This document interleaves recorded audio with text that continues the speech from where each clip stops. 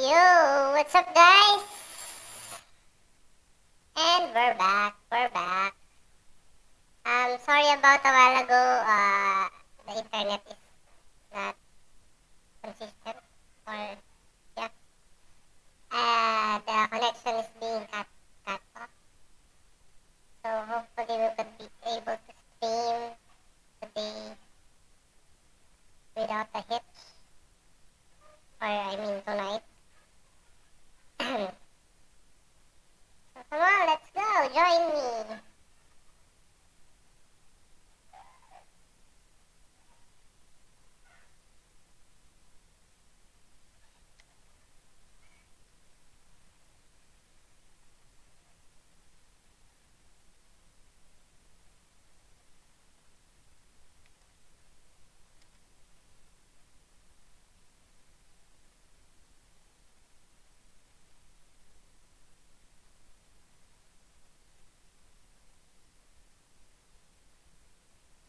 So welcome, guys. Welcome to Kaliri TV.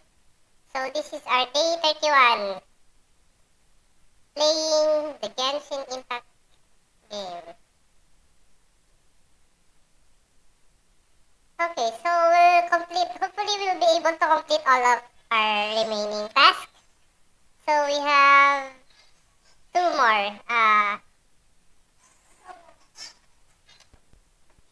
Sorry for that voice. I'm sorry for that voice, my friends and countrymen. So, what happened? Why is my voice? Yeah. Okay. Yep. Let's do this. So, before that, of course, our daily commission quest because it's important. Okay, so commission quest.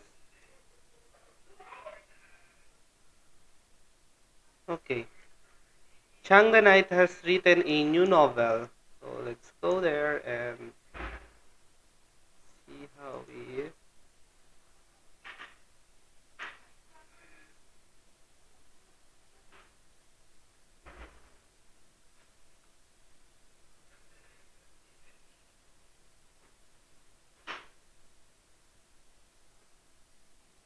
Hold on, guys.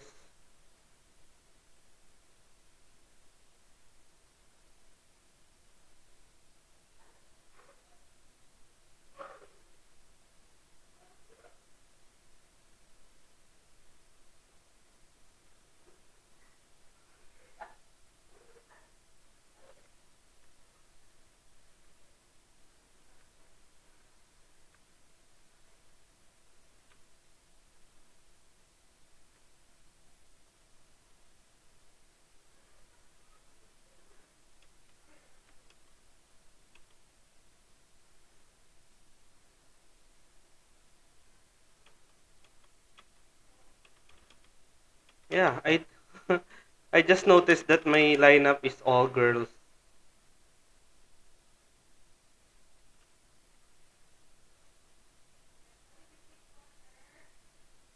I didn't realize that last night.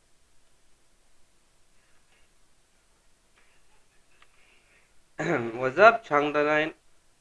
Win what? Win what?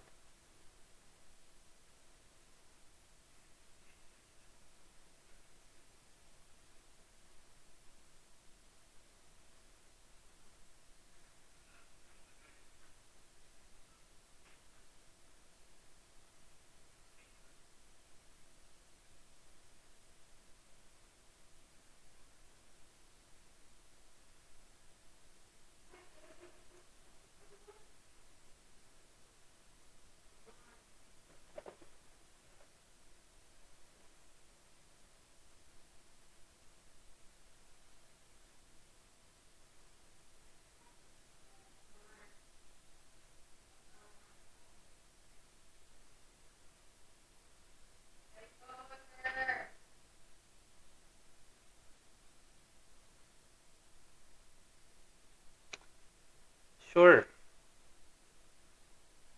Okay, delivery. I'm a delivery man.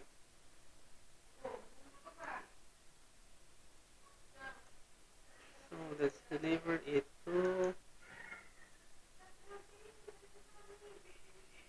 the guild.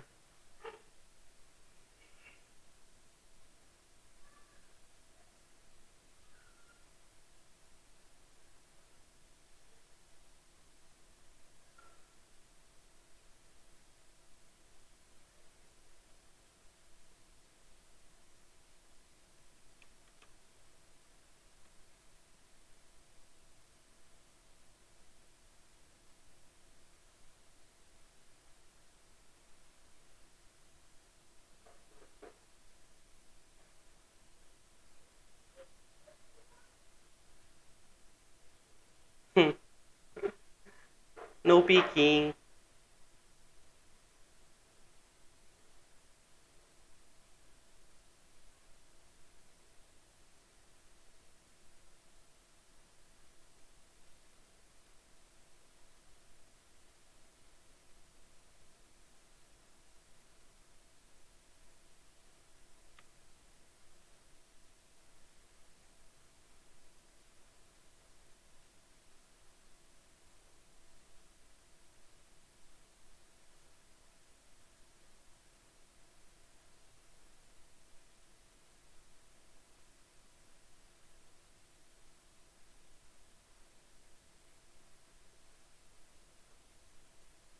I have a book from Changda 9.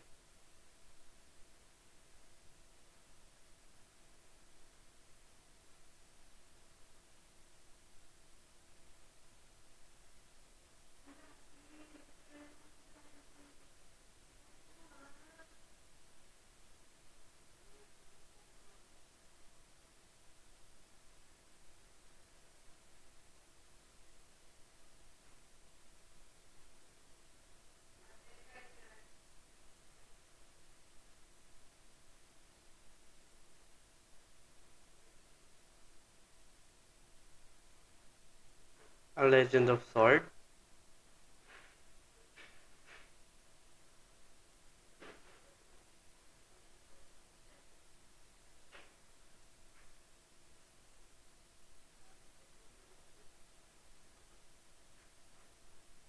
Okay. Yep, so that's it. I just delivered it and we're good. So I'm addicted to pulse already. So let's see how more we can. So that's 240, 160. So it should be 10. Yeah. So 1,600 Primo Gems to be able to get 10 pulls. Okay, so what's next? State complete the time challenge. Okay. Before that, I think there's a viewpoint here. Here.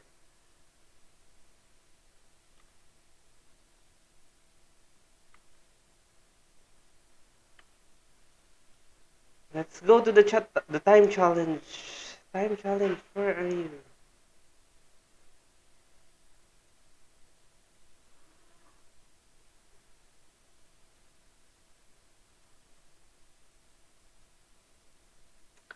So hello guys. Hello to my four viewers. Welcome to Kaliri TV. So if you're new to the channel, it would help if you could follow. Yeah. So we're targeting 50 followers.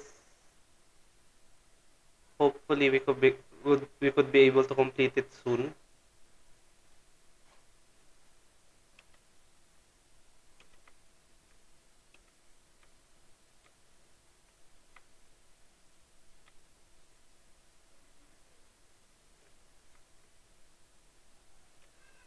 Pocket watch.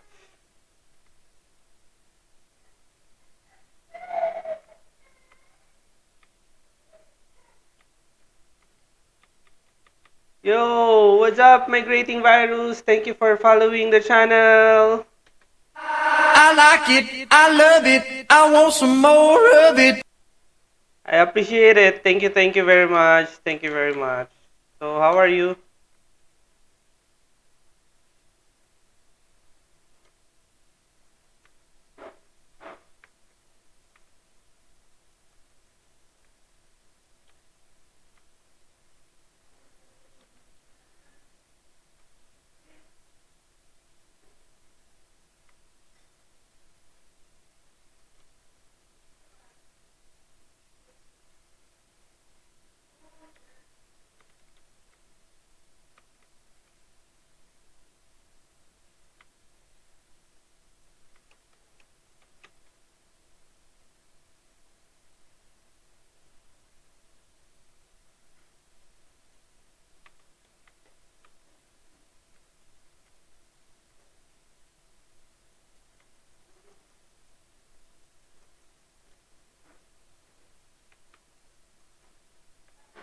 Ooh,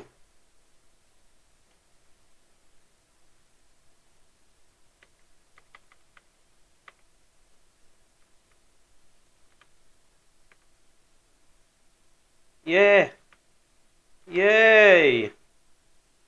What's the important message? When your world level increases, you will gain more bountiful treasures, but the opponents roaming the world will also grow stronger. Okay, got that. I think I know that already. Okay, I think that's done. On to the next quest. Spreading evil. An abyss mage is performing a ritual. Okay, let's kill that abyss mage then. What's up, abyss mage? Is it near here? Yeah. I think we could just fly down. So yeah, we're 9 followers away, guys. Thank you for joining my stream. So yeah, hi to our 6 viewers. Uh, I hope you're having a great time. So just let me know if you have any questions.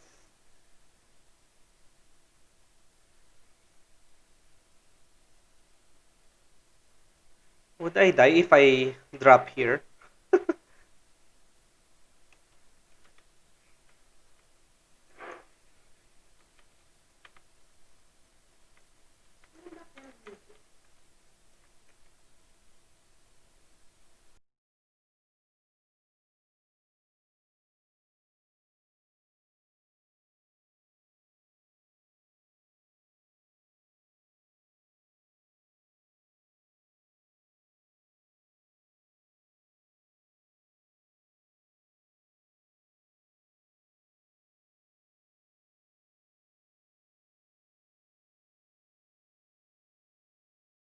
Guys, hold on. I think our audio is a bit low. I'll just adjust it.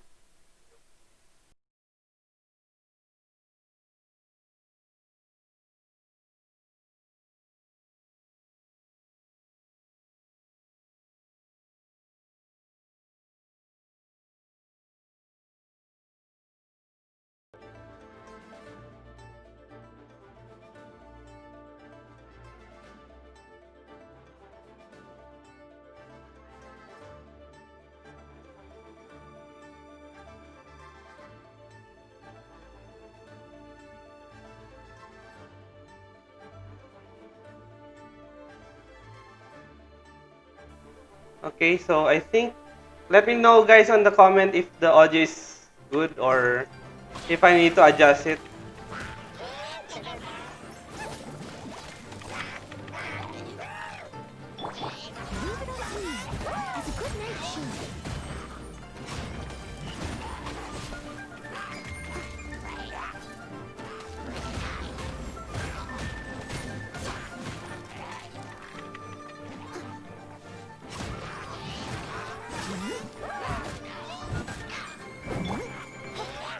Reveal thyself!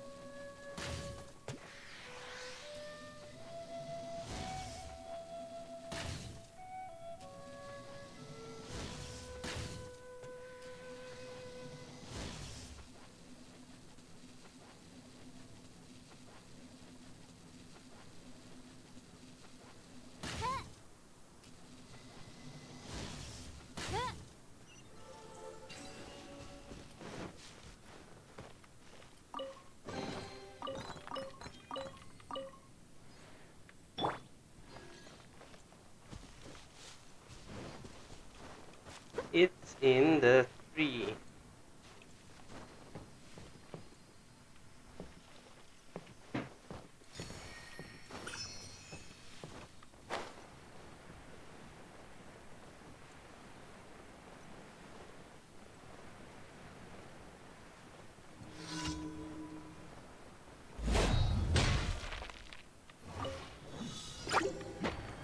I must leave no stone unturned.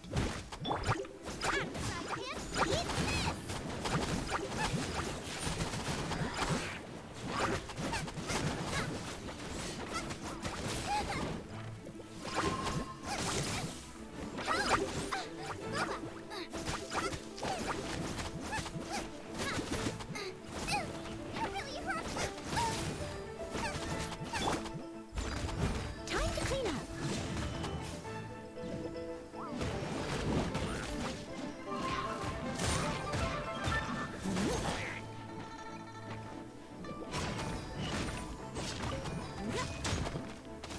Someone needs assistance.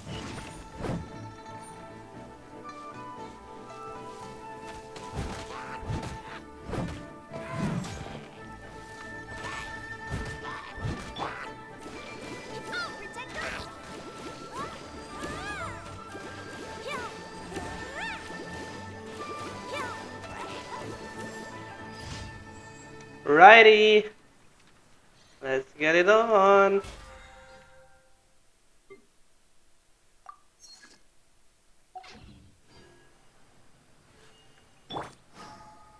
Yep, we're all done with the task. So what's next? What's that reputation? So I have a reputation reward because I did a good job.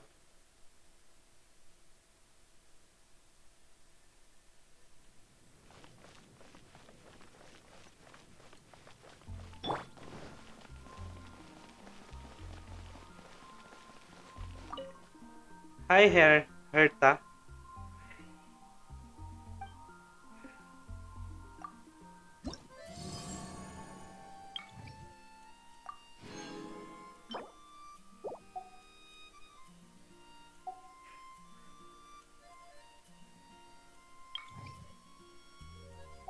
Hey, hold on.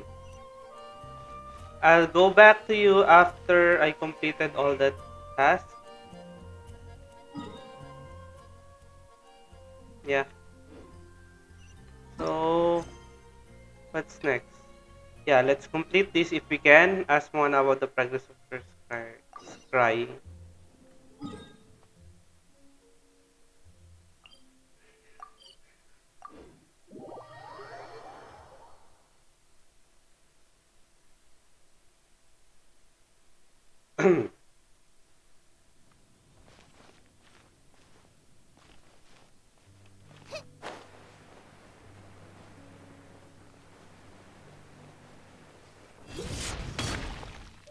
Huh?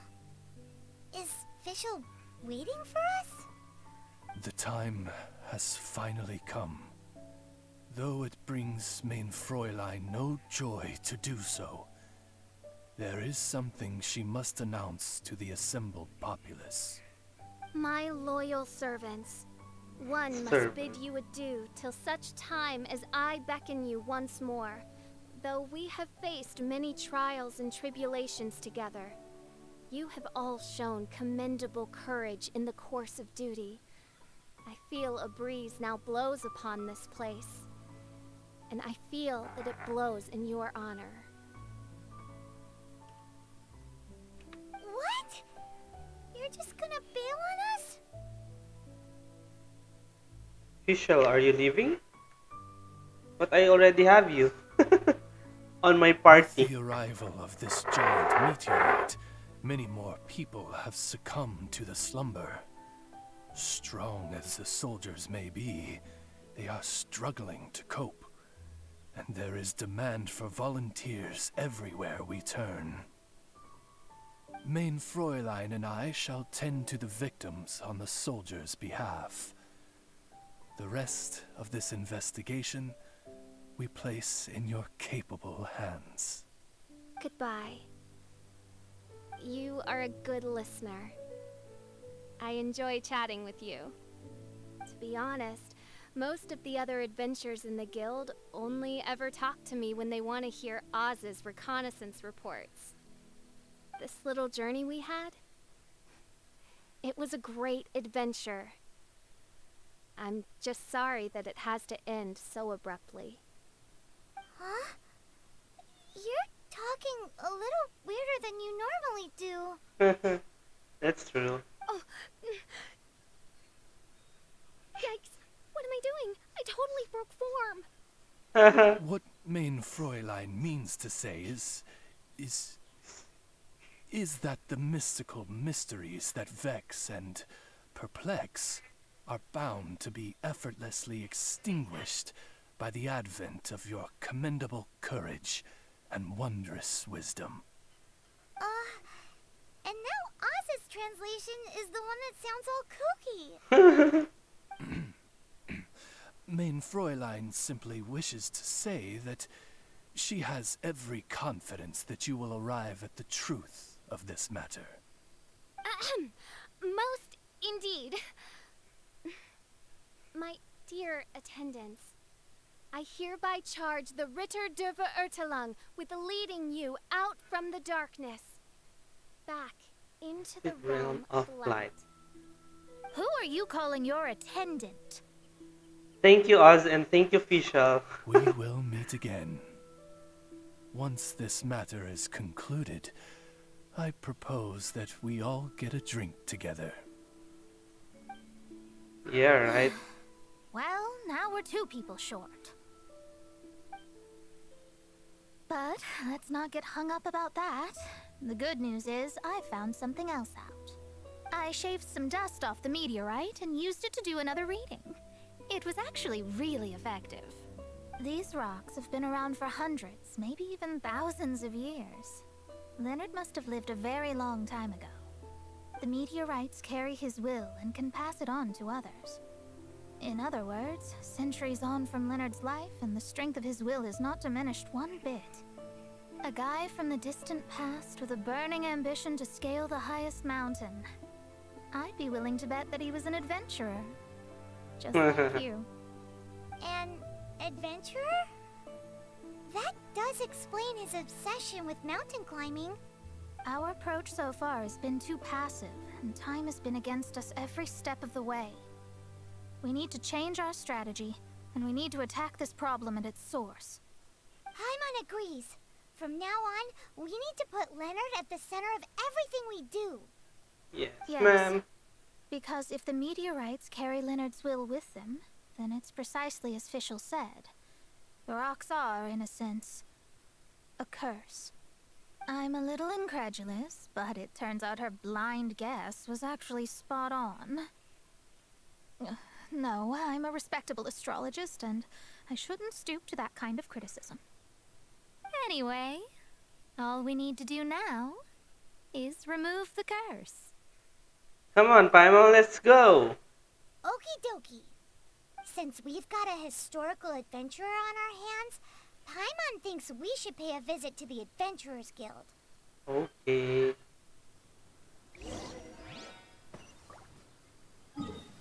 Okay, let's talk to Catherine.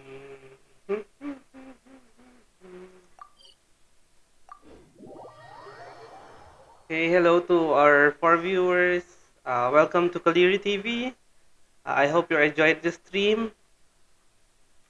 Let me know if you have any questions or if you have any tips and tricks.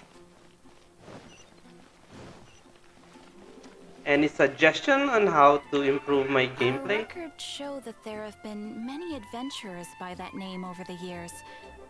It is impossible to know which one you refer to. However, I do recall that there is a book in the library authored by someone called Leonard. Perhaps you should take a look? Okay.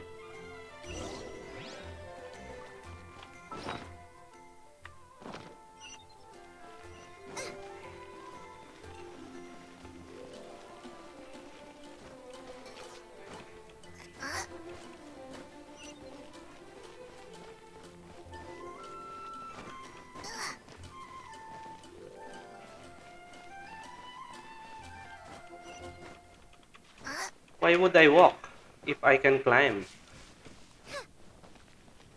Right?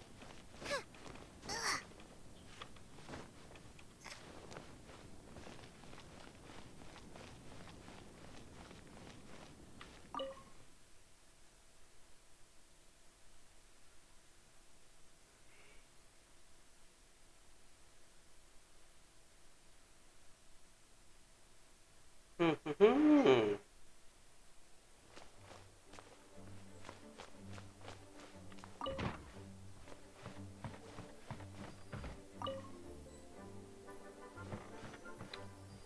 So there are a lot of items.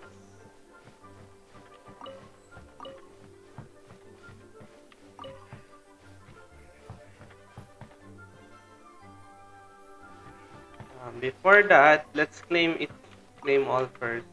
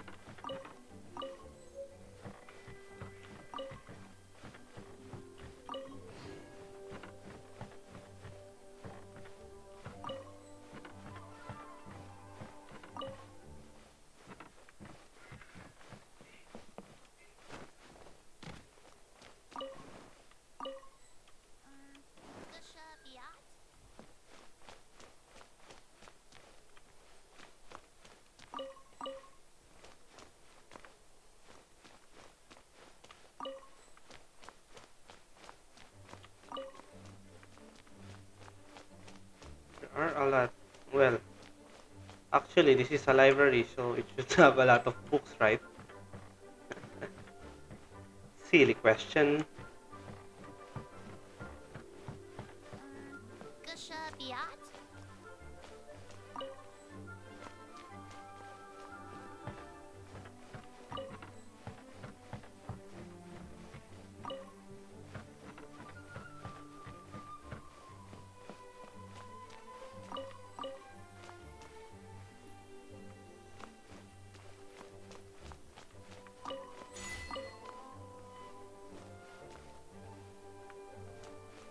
Yep.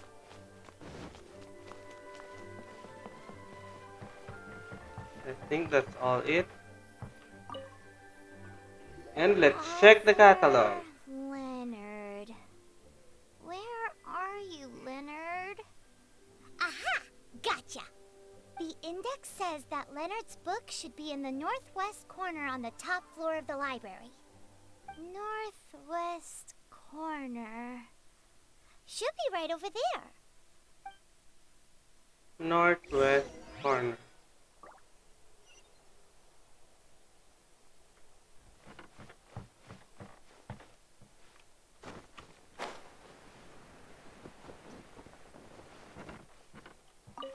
Of mountain and Found seas. it! Of Mountains and Seas, a guide for adventurers written by Leonard. But the words have faded, and there are even pages missing. Paimon's got no hope of reading this.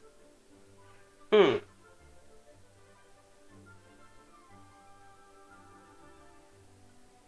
Yeah, we can't read it. Darn. Maybe we're just wasting our time on this one. Don't give up. Let's see what Mona says. Oh, right! Yeah, Mona! She might have a better idea. Yeah. Yeah, let's bring it to Mona. So, hi to my 5 viewers. How are you guys? Welcome to the stream. Welcome to Kaliri TV. So, by the way, I'm Jack. So, how are you guys? How's our weekend? So, if you are new to the channel, please follow. Yeah, it will help. So, we're just 9 followers away on our target. So, let's go. Make this happen. Let's enable the emotes and badges.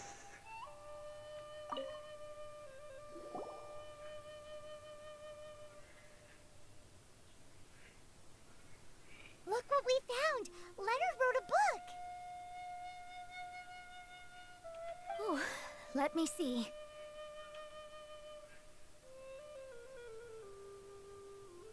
It's quite incoherent as there is lots of missing. I could have predicted as much. Your average astrologist would definitely give up at this point. But I am Mona, progenitor of the future of astrology. Nothing can stand in my way. I simply need to deduce the missing portions with my astrolabe, write them in, and then decipher the text. Finished at last. Nice one, Mona. So what does it say? Just as I thought. Leonard was an adventurer who lived 2,000 years ago. His lifelong dream was to reach the summit of a mountain called Pylos Peak. Pylos Peak. 2,000 years? So the constellation that caused the meteorites is from 2,000 years ago? Somehow, for some reason, this constellation was summoned down from the sky. I suspect that the Fatui have something to do with that part. Paimon thinks so too. Whenever something shady happens, you can bet the Fatui are involved. The meteorites harbor elemental energy, which radiates out and lulls people to sleep by some means akin to hypnosis. And if I'm guessing correctly, there should be some sort of core meteorite among the bunch, within which is a crystal that harbors Leonard's spirit. Well, if I were Leonard, I would want to make sure the core lands right on the snowy summit that I never made it to while I was alive. So, the core should be at the top of Pylos Peak? Where is that? Paimon's never heard of it before. It's the first I'd heard of it too. So I compared the map from the book against the current topography of Mondstadt. Apparently, Pylos Peak no longer exists. Ooh. Are you trying to say that the tallest mountain Paimon's never heard of just disappeared?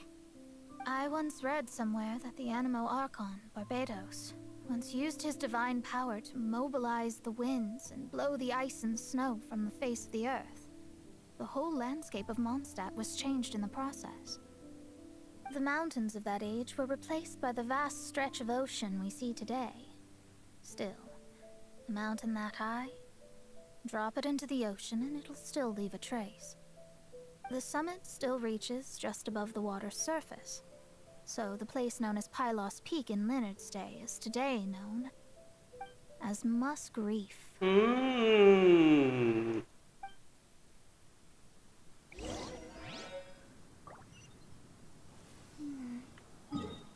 Mask Reef.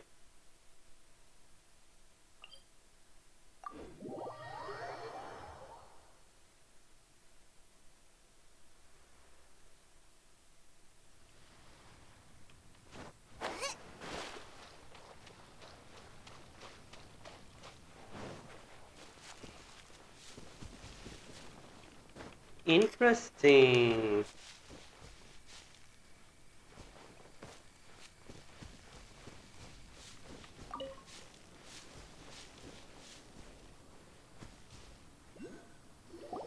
Oh, so this is Pylos Peak. Not much to show for itself now, eh? Looks like someone beat us here. Is this like a popular tourist spot, or...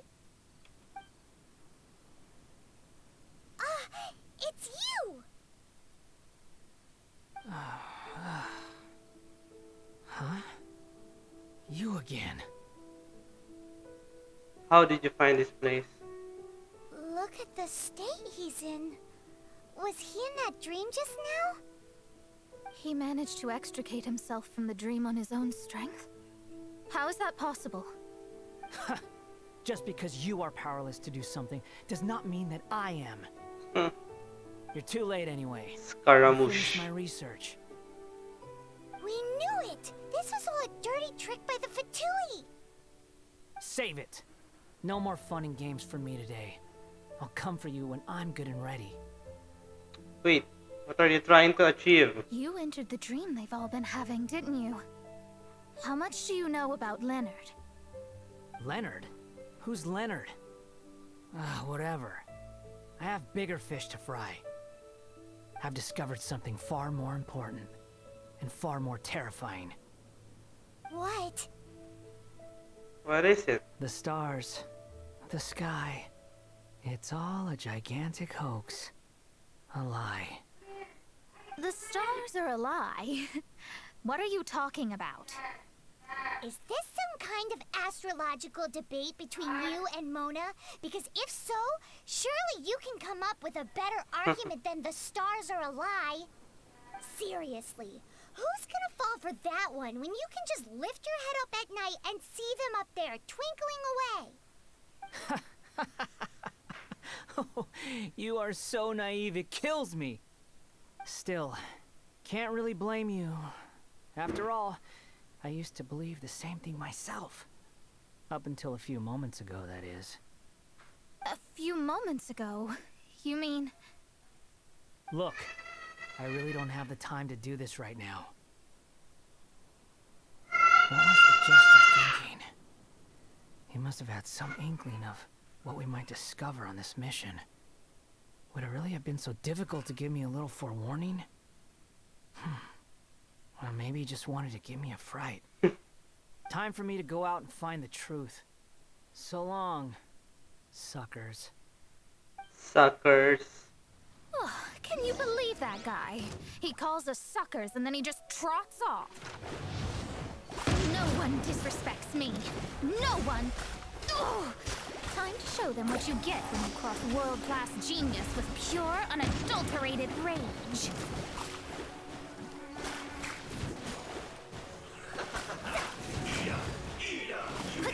Delve into...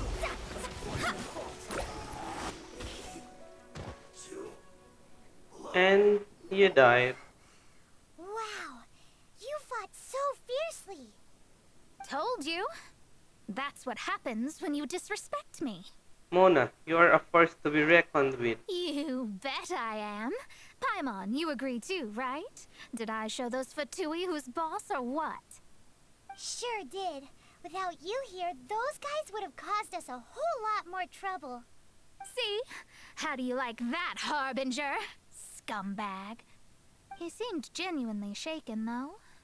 I don't think he was lying. I was always taught to talk about the false sky during astrological readings. Could there be more to such phrases than I have been led to believe? I digress. Come on, let's finish the job we came to do.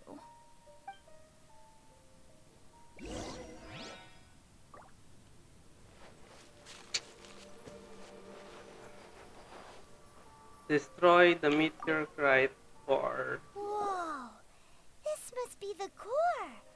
It looks totally different from all the other meteorites. It's way more shiny. This stone harbors an unbelievable amount of elemental energy and human desire. It's the core, all right? Should we destroy it? Yes. Otherwise, the victims will never wake up. This core is the root cause of everything that has happened. Alright. Do it.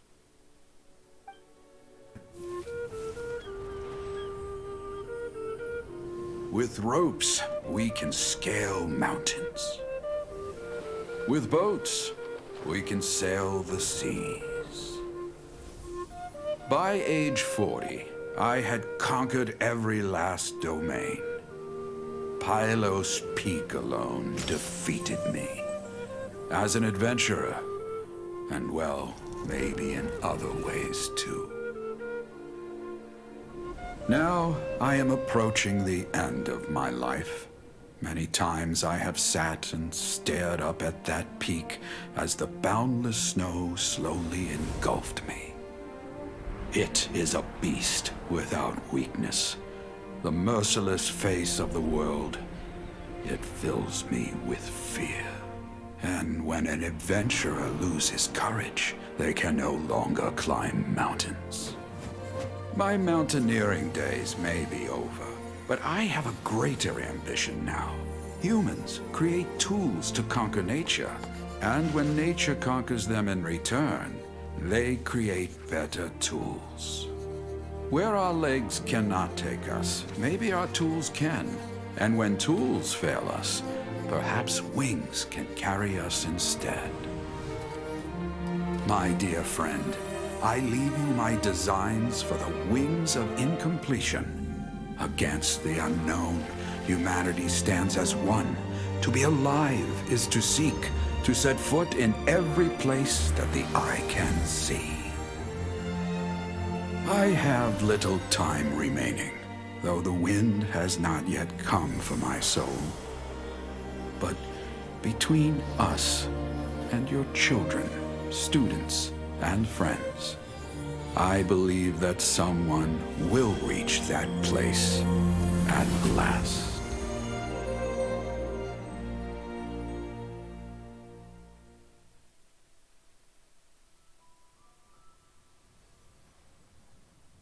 Wow. Well, that was unexpected. Determination so strong, he wished to pass it on to others. Who would have thought that human will can survive in the skies for millennia on end? Astrology really is an incredible thing. What makes you say that? The ability to communicate with the stars can give you access to all the secrets from throughout human history. Though, of course, very few astrologists ever reach that level. Mona, thank you very much for all your assistance. What's with the formal tone all of a sudden? And speaking of formal tone, what is the deal with that girl, Fischl? She's a curious one. Paimon thinks so too. She's so... how to put this? She has a wild imagination. Yeah. Although, if you think about it, seems she was right all along.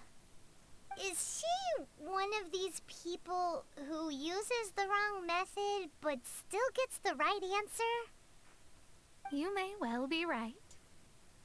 Even so, Paimon thinks that the most surprising thing of all was how Pylos Peak turned into a teeny tiny little island.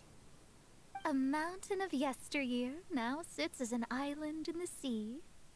Almost anyone from Mondstadt could reach it now, just by jumping in a boat. In other words, everyone can climb Pylos Peak now. Everyone can stand on top of the mountain. Do you think Leonard would be happy about it? The situation with Pylos Peak might be a bit of a shock. But now, with the help of the Animal Archon, the people of Mondstadt are able to glide. With wings, people can travel further and higher than ever before and explore new and unknown places.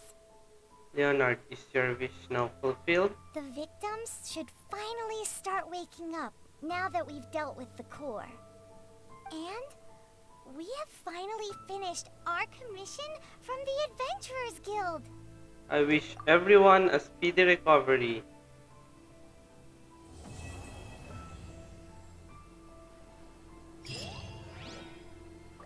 And that does it!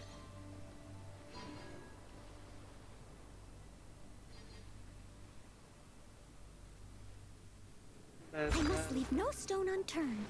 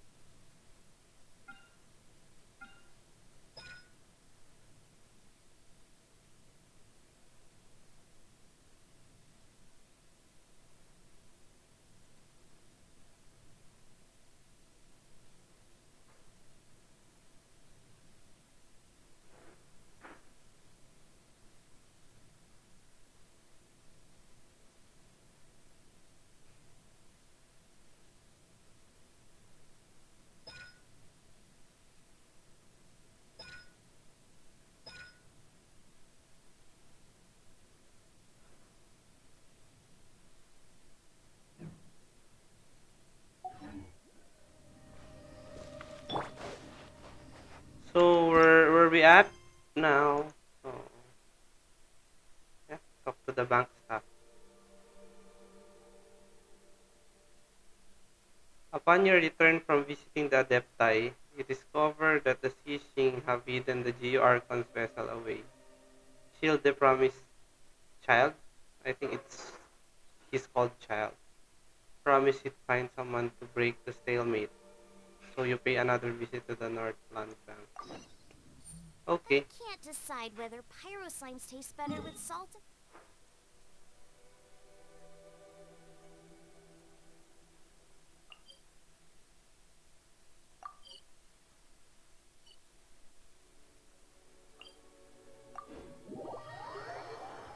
Let's go.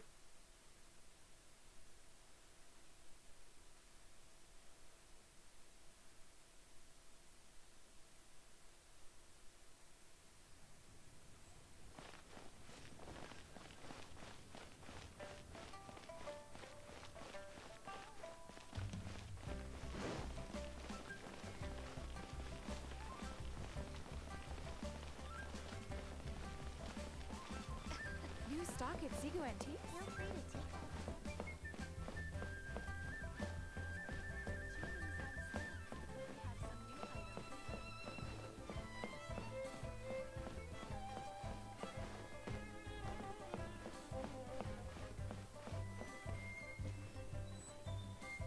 Okay, let's have a quick uh hydration.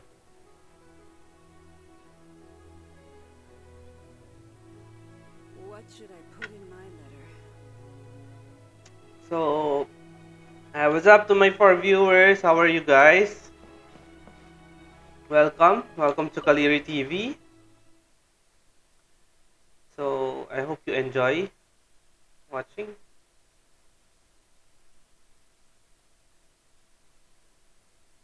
So, by the way, if you haven't followed to the channel, please do so. So, we're targeting to reach 50 followers. Hopefully, we can enable the badge and emotes. Welcome, friend of child, and congratulations on the first day of your illustrious career with the Fatui. I don't consider child as friend. I have no intention of joining the Fatui. You sound remarkably sure of yourself. Remember, we are mere mortals. Our ideas are fluid like water. Only the Tsaritsa truly has a will as solid as the permafrost. But back to the matter at hand. Child tells me that he has upheld his end of your agreement. What agreement? Oh, the thing about him helping us find a guy? Correct. Child promised he would find someone to break the stalemate. And the Harbingers do not break their promises lightly. Ah, where is that guy anyway? Child is currently at Lioli Pavilion. Lily Pavilion? Oh, Paimon knows this one. There are two styles of cooking in Liyue, known as Li style and Yue style. They have been competing for centuries, but neither has emerged as the clear winner. The flagship restaurant of the Li style is the Lioli Pavilion. The owner especially chose to open the restaurant at Feiyuan Slope so they could compete face to face with the Shinue Kiosk, which is the flagship restaurant of the Yue style. Yeah, you're like this every time we talk about food. Don't talk to Paimon like that. Anyway, Paimon's hungry. Let's get moving. Okay.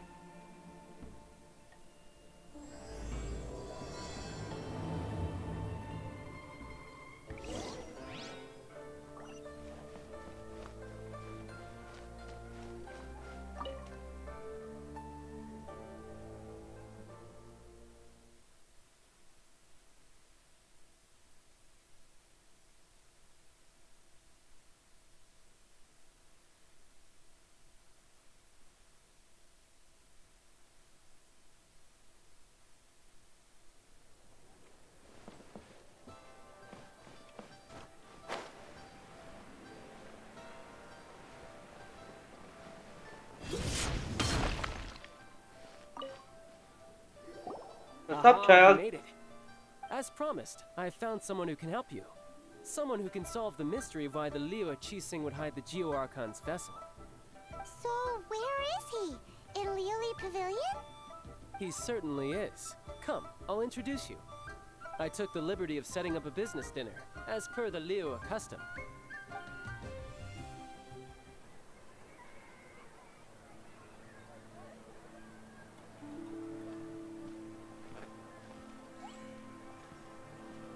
Welcome back, sir. You honor us with your patronage. Mr. Zhongli is awaiting your arrival Oi! in the room you booked. Zhongli? I think Zhongli is the new character. And will be launching, I think, Wednesday next week.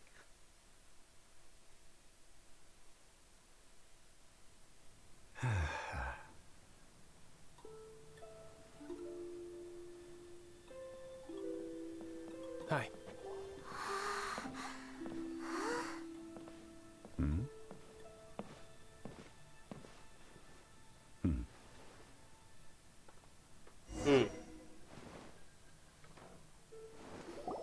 Allow me to introduce Mr. Zhong Li, consultant to an organization known as Wang Sheng, and a trusted associate of the Fatui. Associate of the Fatui? Indeed. Wang Sheng's line of work can be sensitive at times. Let's just say they understand when discretion is needed. And we, the Fatui, have always been glad to do business with friends who walk in the shadows. Walk in the shadows? It is an honor to meet you. I have heard tell of you from Mondstadt. Discretion? Shadows? Is Wangshan some kind of business involving dealing with people? Indeed. It is as you have guessed. The Wangsheng Funeral Parlor organizes burials. We ensure that those who pass on do so in peace. Huh? Did you think he was some sort of hired killer? The Fatui calls many such people friends, but the Wangsheng Funeral Parlor does not dabble in such business. Well, ostensibly. Ostensibly? Well, they are still... I shouldn't say too much. In any case, I brought you to meet Mr. Zhong Li because... Because I can bring you to see Rex Lapis's vessel. What? Don't be so surprised. Sure, the Geo Archon's body has been squirreled away by order of the Tianquan Ningguang. But first, let's hear what Mr. Zhong Li has to say, shall we? Rex Lapis may be the prime of Adepti, but he is ultimately an Adeptus. Many Adepti have left us over the millennia. This is the inexorable trend. The times have changed. You must have felt it too when you were at Jueyun Karst.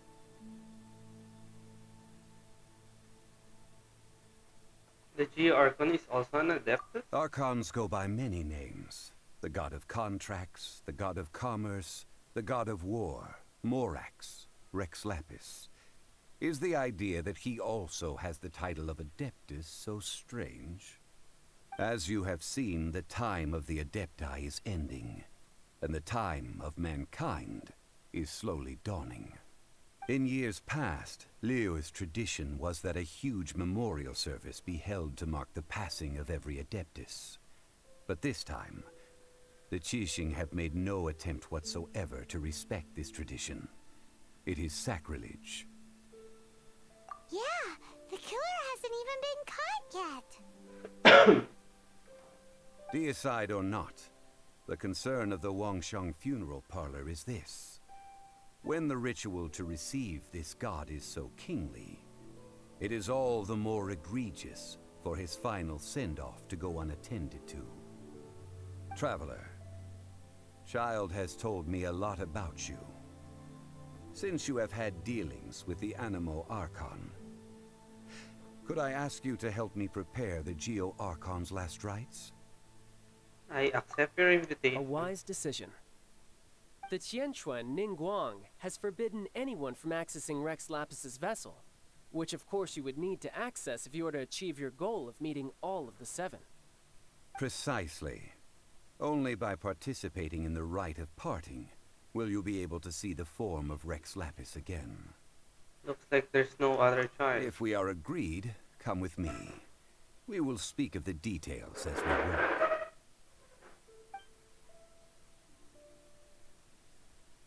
Alright, my bridge building work here is done.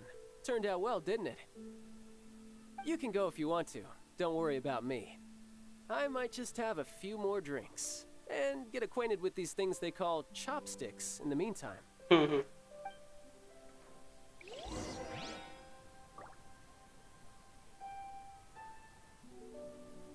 Hold on, guys.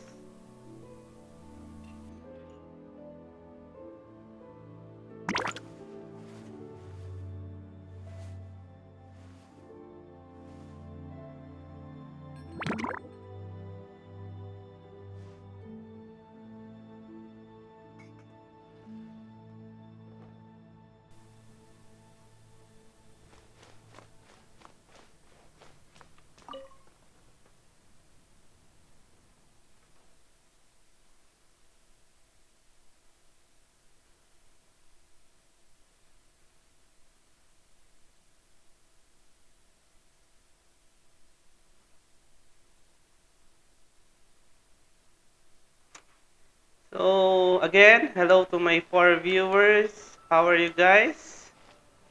I hope you're doing fine and having a great time. After having experienced the land of the absentee Archon, traveler, how does it feel to know that our Archon and Adepti are here all around you in Liyue? I prefer the atmosphere in Monster. I see. So you're that sort of person. It's not a bad thing. But I suppose you have yet to experience the substance of Liyue's 3,700 years of divinity. Organizing the rite of parting should prove to be an enlightening part of your travels. Liyue is the most prosperous of the 7 nations, defended by deities and ruled by the Qixing. As such, the diplomatic maneuverings of the Fatui have gained no purchase here. Ningguang of the Qixing has always been on her guard against the Fatui. That is in all likelihood why Child wants to make use of the Wangsheng funeral parlor's connections. Huh. What would Child get out of us doing the rite of parting anyway? I neither know nor do I wish to know. As far as I am concerned, the Fatui are merely financial sponsors. I only wish for Liyue's traditions to endure. These are the advance funds that Child has provided. If you use them up, you can go to him to apply for any subsequent funding. Wow! Well then, let us be off. The first step in our preparations shall be to obtain some prize Noctilucous jade worthy of a deity. No, what's that?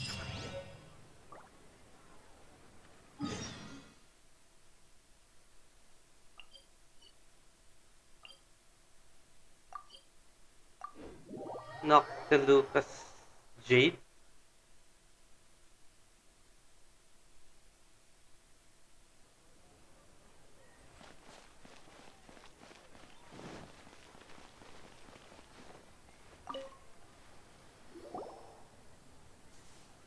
Welcome to the Jade Mystery, my good friends. Would you like to try your luck betting on Jade? This could be your lucky day.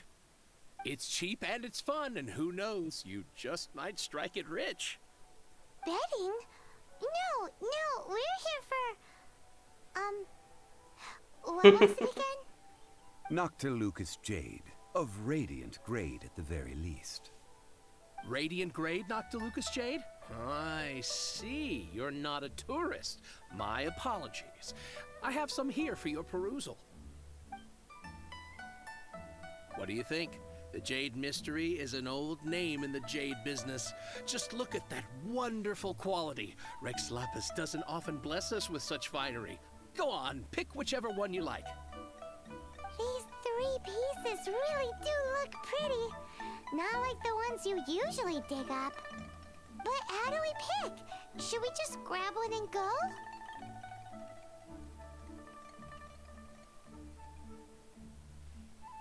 What do you think, Mr. Oh? Zhongli? You want me to decide? That is fine as well. If it were me, the answer would be simple. Oh? And that would be... I'll take them all, boss. Not with such panache, good sir. I always knew you were not a man of ordinary caliber. Oh, wait, boss! That one didn't count! We need to discuss it again! Hey! If we only need one for the ritual, aren't we wasting 3 times the Mora if we buy them all? Actually, it's 2 times more. Oh, Mora. It is as you say. I suppose I overlooked this particular aspect of the transaction. Huh? How do you not think about Mora when buying things? If one must always consider Mora before acting, then in all things one is bound by Mora. What? All Mora is currency, but not all currency is Mora. What? He's talking about economy. Is this how the rich live? Well, he knows a lot about big money, but not a lot about big savings. No need to waver. Even when I am constrained by Mora, I have ways of working around my limitations. Evaluating the quality of Noctilucous jade is indeed very tricky. As crude ore, there is little difference in texture, lustrousness, and internal pattern between good and bad jade. Only after the item made using Noctilucous jade has taken shape will you be able to see whether it is up to par or not.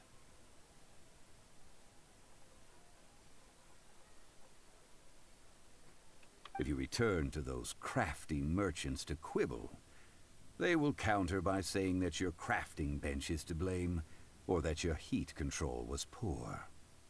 Whoa! To think it's that easy to get cheated! But there is a way to truly evaluate this jade, and a true insider would know it. A fool sees the pointer and misses the moon. What does that mean? If you point at the moon with your finger, a wise man knows that you are pointing at the moon, while a fool will only see the finger. The patterns, the facade, these are all the finger. Noctilucous jade is a mystical stone used to light up the darkness, and so its brightness is the important thing. It is the moon. Noctilucous jade of excellent quality would have superior pyroaffinity. In other words, the bluer and brighter the luster of the ore under high temperature, the higher its quality.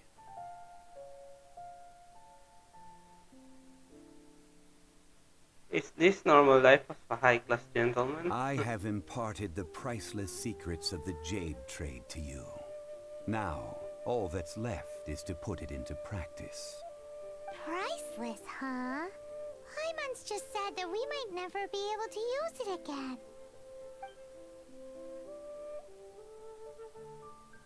We're back to buy some rocks, boss. But can you let us burn them first? Burn them? You can't do that, my friends. If you were to do so, what would I have to sell?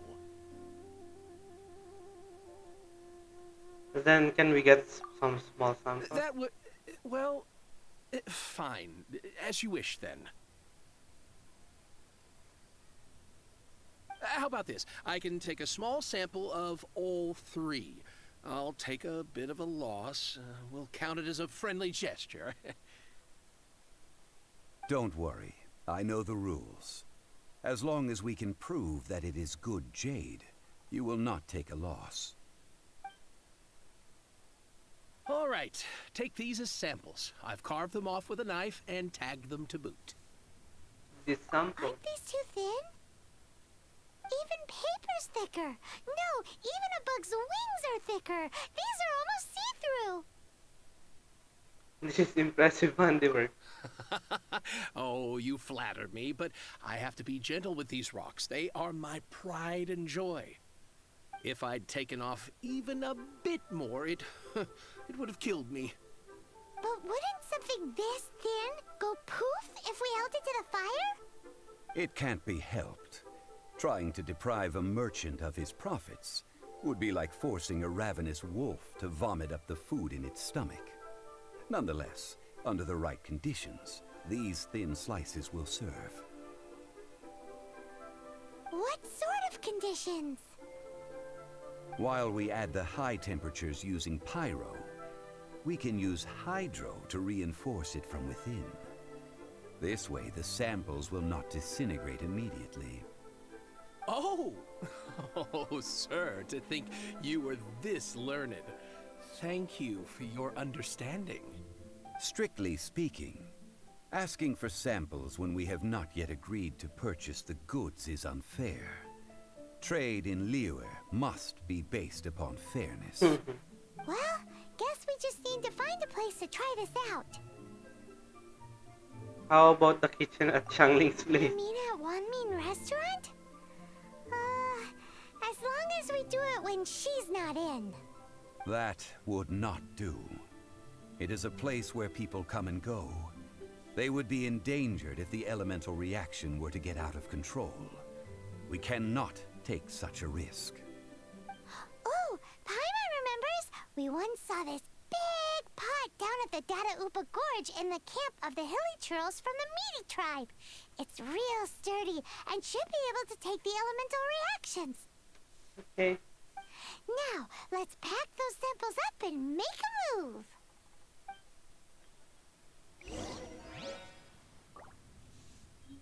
Let's go.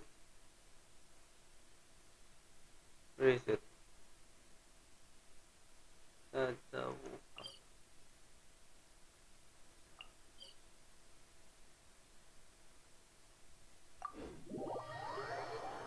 So back to Mondstadt.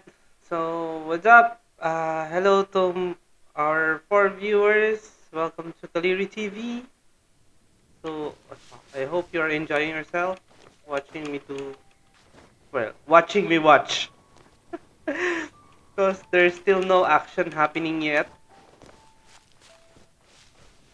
It has been a long time since I last set foot in the Nation of Wind. A friend of mine from Mondstadt would always bring a few bottles of locally brewed dandelion wine whenever he came to visit me in Liyue. Is it Dilok? It must be said that the famed liquor of the land of pastorals is far better than Sumeru's frigid snake wine. That's the pot! It looks like the hilly trolls are still using it. It's a bit late, but we gotta cut the line.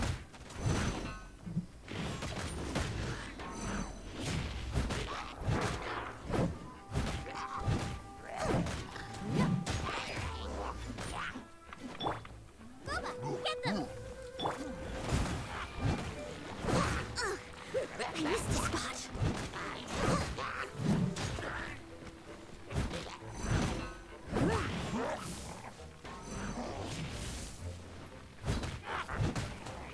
I must leave no stone unturned.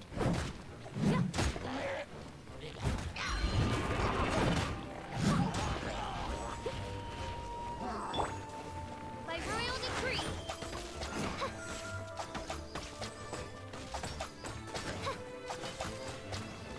Midnight Phantasmagoria.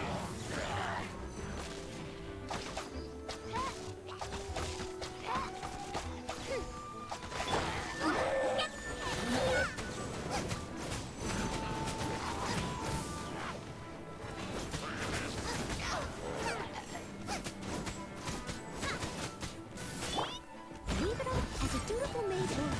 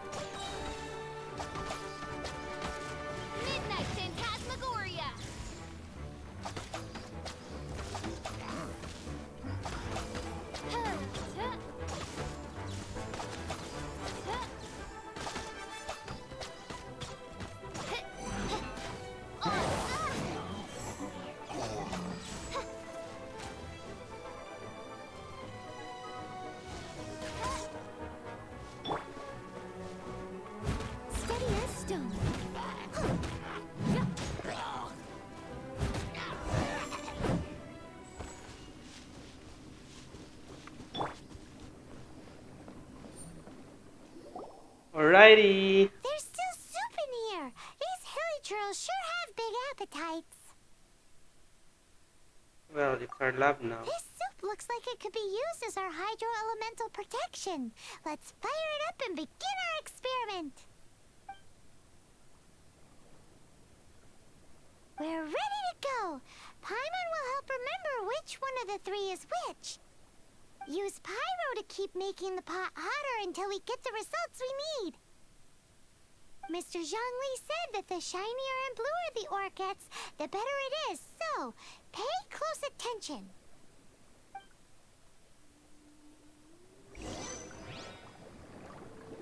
Booba, get them!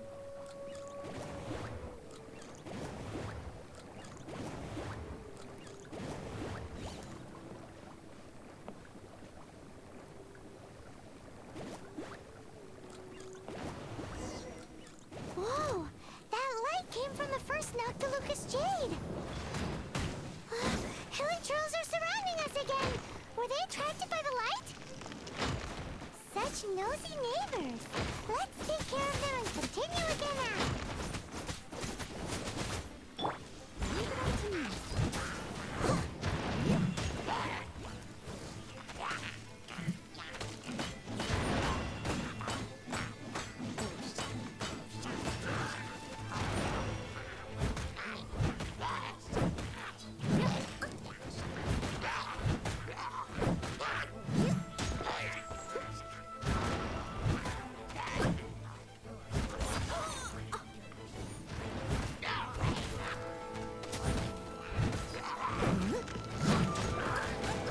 Oh my. I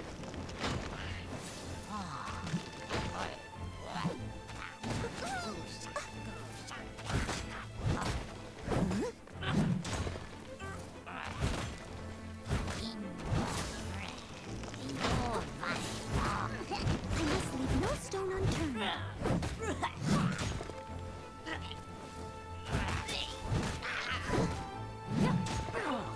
Someone needs assistance.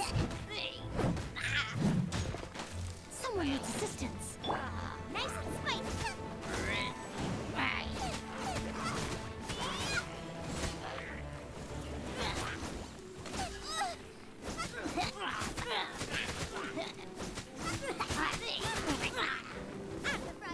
Into the fire!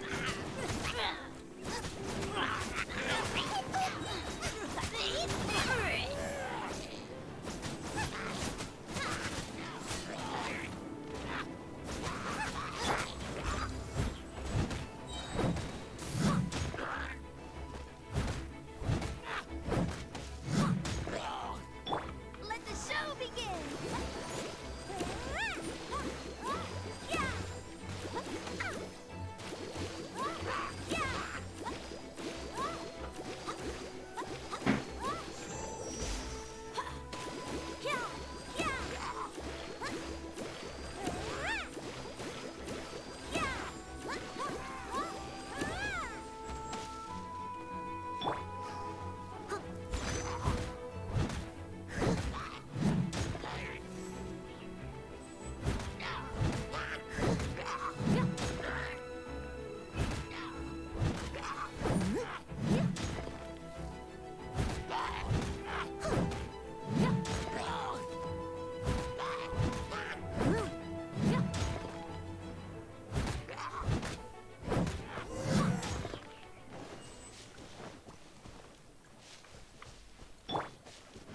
Booba, get them!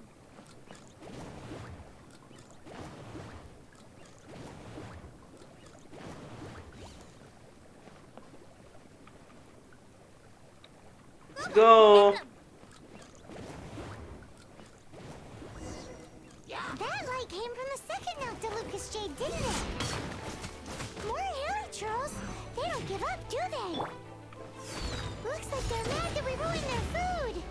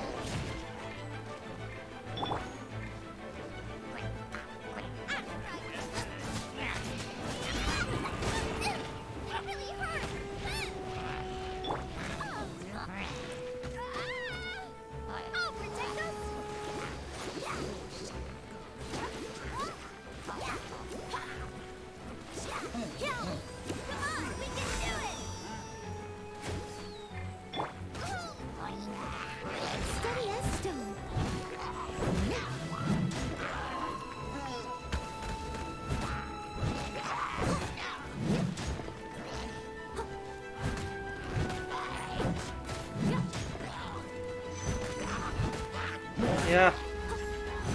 Their levels are pretty much higher than mine now.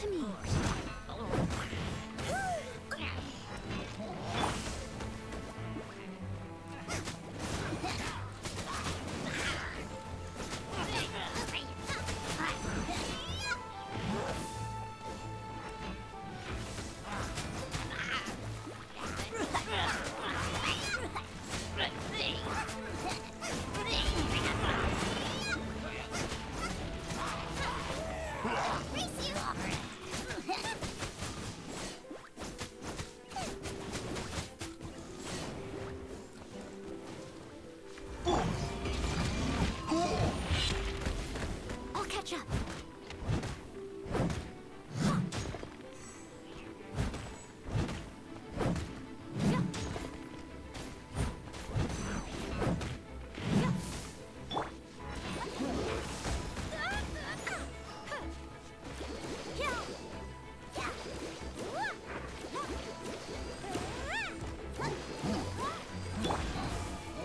By royal decree, Midnight Phantasmagoria!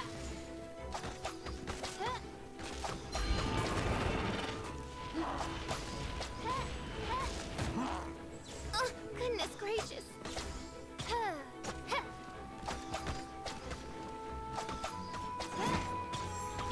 Let's dance!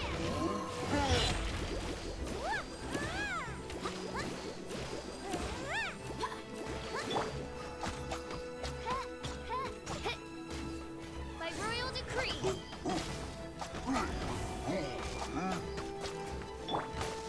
Leave it all to me. And you're done. Woo. Out of the frying pan, into the fire!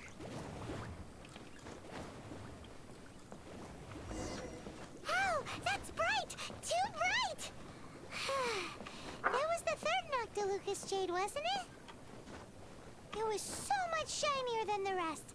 Let's go with that one. Let's head back to the Jade Mystery to buy some jade, shall we? Okay, we shall. Let's go back to Leeway Harbor.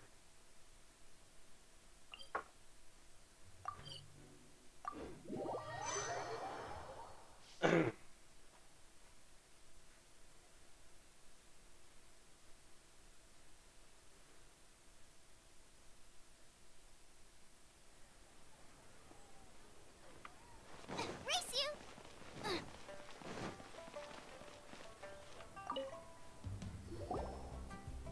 You're back, my friends. I've kept the goods for you. Which of them would you like? The third. Exactly! That's the one Paimon remembers too! No problem. If you have your eye on this one, you can have it. Then we'll take a box of the third type of jade. Done. All the same, pardon me for asking, but I'm curious. Whatever do you need this much top-quality Noctilucous jade for? I suppose it would not hurt to tell you. We need them to make implements for the rite of parting. Parting? Oh, dear. I'd heard the rumors, but had given much thought to them. This means that Rex Lapis really is... Oh, it's hard to believe. Even though the Jade Mystery has been in decline, we have always been under his protection. It is said that when our Lord lost his way while going incognito in the city 200 years ago, it was a spoon from the Jade Mystery that he had used to sample the local delights. Alas, Alas, all things must pass. Well, if this is to be used to say farewell to Rex Lapis, then I shall sell this to you at half the price. Are you sure? You didn't want to even give us an inch before. If not for our Lord's protection, this city wouldn't exist as it does now. No proprietor could earn money off such a thing. I'm sure Rex Lapis will feel your sentiment, boss. In the safe hands of the Liyue Qixing and good honest merchants such as yourself, I for one believe that Liyue will continue to prosper as it always has done. So let's not get ourselves down just yet. All right. Thank you, my friends. What's with me getting all sentimental like this? I'll practically be giving away all my fortune at this rate. Now that we've made our choice, let's take this Noctilucous jade back. Hey, wait a minute. He said it was half price, not that we could leave without paying. Oh, right. I'm sorry. I must have forgotten to do that too. Let me see. As I thought, I didn't bring any. Any what? Mora. My apologies. Another oversight on my part. What a strange take on the value of money. Oh, that won't do. This isn't some small sum. Oh, wait. Didn't Child give us some advanced funds earlier? I have them on me. That's a relief. Have a look, Buck. It's fine. Just enough for half price. Though to be honest, it'd be alright even if the sum wasn't quite enough. Well, it's settled then. Let's take this jade to Yujing Terrace. That's where we plan to hold the rite. Look at you bossing everyone around. You didn't cough up a single Mora. Guess we need to find Child for more funding. It seems that we must. I will keep that in mind. Thanks, both of you.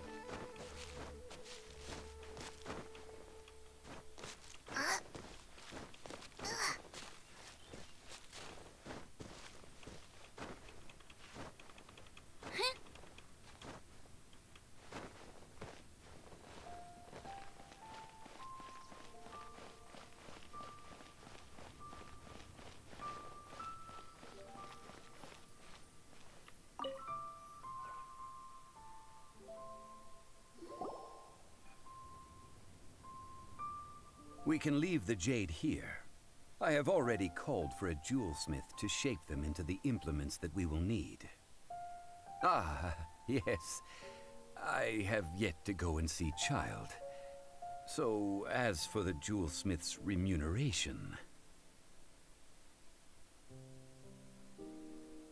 We'll pay the jewelsmith when he arrives. Guess we can't do anything else. Also, is this where we're doing the rite of parting? Yes. I have already rented this location, and have begun making preparations for the rite. The rite of descension took place here too. That's right. The Liyue Qixing have acquiesced to using the same location. But when something this big happened here, should suspects like us really be at the crime scene? We might get caught by the Millilith. Although with that said, since we got back from Dway and Karst, none of those pesky Millilith soldiers have come chasing after us. Wonder what that's about. Also, the, Rex Lapis vessel. Traditionally, we call it the Exuvia. Ah, right! That's what it was called. You seem to know everything, Mr. Zhongli. So, was this Exuvia hidden away by the Qixing? I mean, we haven't even figured out who the murderer is. One must think that they already have someone in mind. Or perhaps they already know. Surely they must have found all the evidence that there is to find here. Seems a bit too easy going. These things are for the authorities in Yujing Terrace to consider. Trying to help would probably only add to their troubles. Before the rite is conducted, the Exuvia will be kept temporarily in the Golden House. Golden House? The only mint in Liyue, which is to say the only mint in Teyvat. All the mora that flows throughout the world is minted there.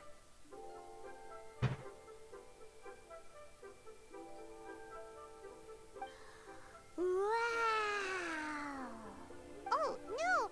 Paimon wasn't thinking about anything bad. Paimon thinks it suits Morax. But why do you know this, Mr. Zhongli? Since the rite of parting has the approval of the Qixing, it is a semi-official event. As such, there is already some limited information available. They must have some ulterior motive. Perhaps each has their motives. But this is the capital of commerce.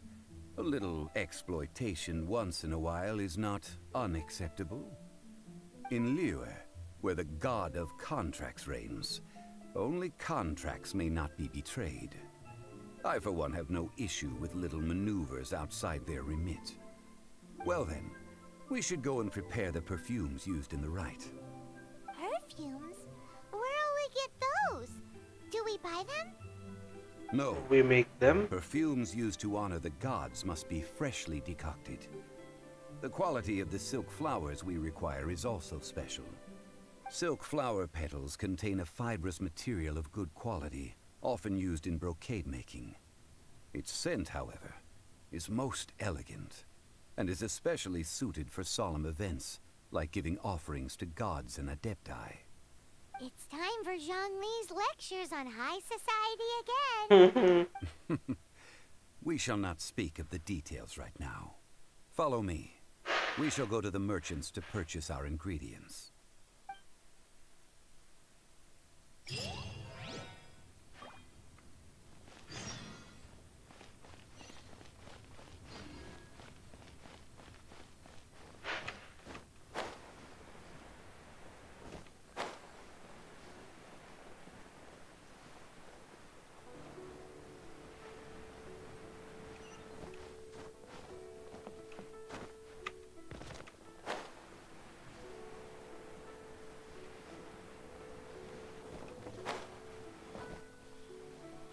Oh.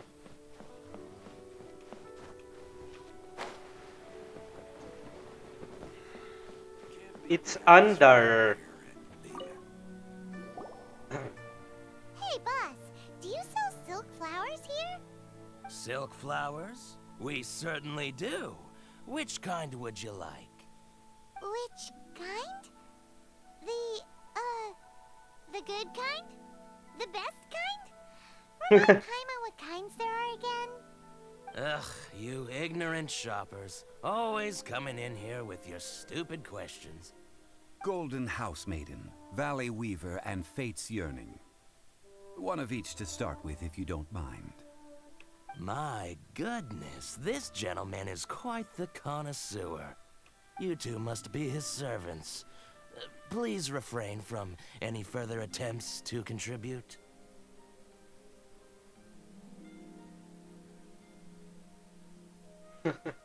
This is what I get for calling Paimon emergency. Now then, please peruse at your leisure. Do let me know if you have any further thoughts. Silk flowers exhibit different properties based on how their environmental conditions differ from their ancestral habitat. Nevertheless, these are fine specimens, excellently preserved. Just look at the abundant foliage here, and these stamens, glamorous as a maiden of the Golden House. This strain is an evergreen, and mostly grows under complex hydrological conditions. By contrast, this variety thrives in any dark, damp location, often in large clusters. Morphologically, it is distinguished by the profusion of petals and densely packed stamens. though its powerful scent gives it away just as easily. Lastly, this strain is quite the recluse. Unlike its exuberant cousins, flowers and foliage are minimal, and when in season, it has a subtle yet enduring scent. It was first discovered by the ancients when they scaled the mountains in search of the Adepti. Silk flowers have all but disappeared from the wild today due to geographical changes over Liyue's history. Most are not grown by horticulturalists. Wow! A true connoisseur. Most of that was news even to me. I possess but a smattering of trivial knowledge. My traveler friend is the one to watch. They are on track to set foot in every corner of the world. I'm still ang ignoramus on horticulture. Oh, Mr. Zhongli, you're way too humble. So, which silk flower did you want anyway? I'll take them all, boss. Again? How can I put this? When purchasing opera tickets, it is natural to decide based on which singer has the most melodious voice. The same logic applies when purchasing a pet bird. But this silk flower purchase is not an analogous case. The same logic does not apply. Perhaps you don't know. Tradition states that we should decoct perfume from different subspecies of silk flower when making an offering to a statue of the Seven. Rex Lapis will then make his own choice between the scents. Like several other tedious and complicated traditions, this one has become simplified over time. But this is the only rite of parting to take place for one of the Seven in 3,700 years. As such, I do think we should honor tradition down to the last detail in this case. Now that's settled, a question. Do you have any Mora on you? You forgot to bring money again? Zhongli. By this point, I'd be more surprised if he'd remembered. If I may interject, did I hear you say that these flowers are to be an offering to the Lord of Geo himself? Yes, in a sense. Gosh, well, why didn't you say so? I heard the awful news about what happened at this year's Rite of Dissension. It would be bad luck to say it out loud, but I've been worried about our dear Lord ever since. I'm worried that everything I've heard is true. Since these flowers will be used to glorify our Lord, they're free of charge. Just don't forget to pass on my regards. Are you serious? Why wouldn't I be? I would be nobody if not for Rex Lapis. If he hadn't written those poems in praise of my wares, they'd only be worth a fraction of what I can sell them for today. Huh. So much folklore here revolves around Liyue's deity making cameo appearances in support of local businesses. Thank you, boss. I think I speak for all of us when I say that your generosity has saved our skins. Our skins? You were the one who forgot to bring money! Please, it's the least I could do.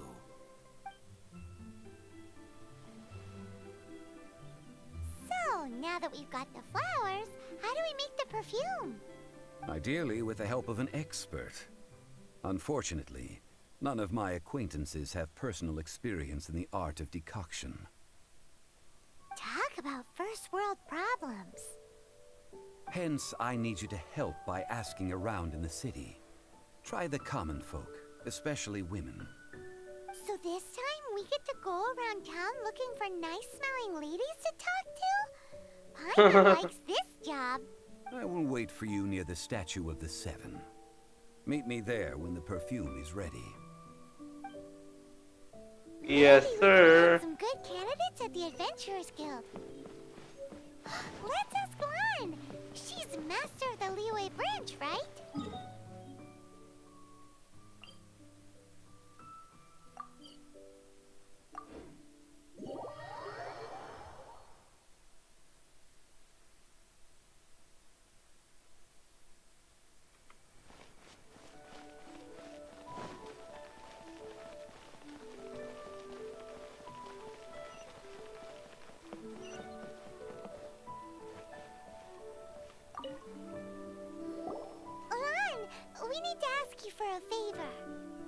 I stopped accepting commissions a long time ago. Sorry, you two, but you'll just have to ask another adventurer. Oh, it's not that kind of favor. It's just a teeny tiny thing. You smell great. Wow. Just wow. I'm just going to assume that you're either joking or being sarcastic. To be fair, I put a lot of effort into my appearance for someone who spends all their time in the great outdoors. But I smell great? Don't be ridiculous. Well, Paimon thinks you smell amazing.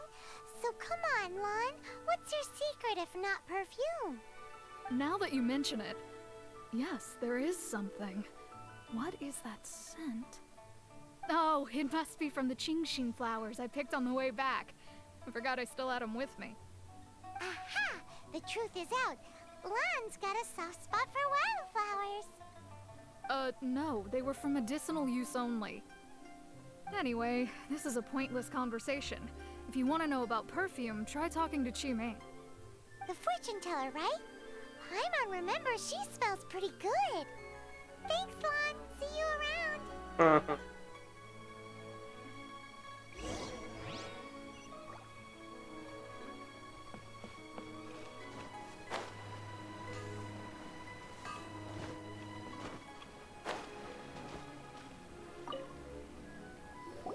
Hello. How may I help? We've come to ask you a question. You smell great.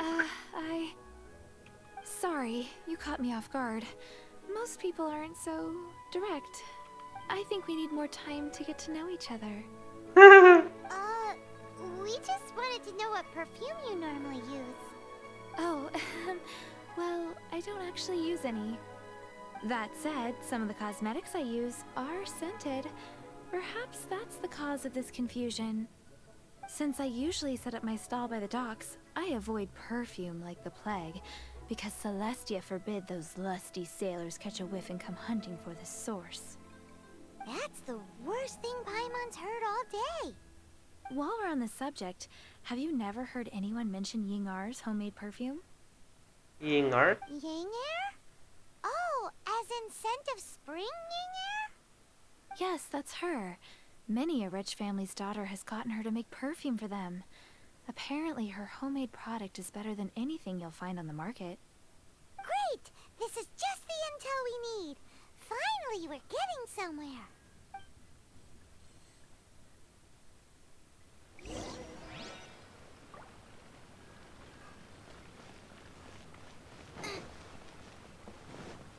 Anfang's Ironmongers, here to serve.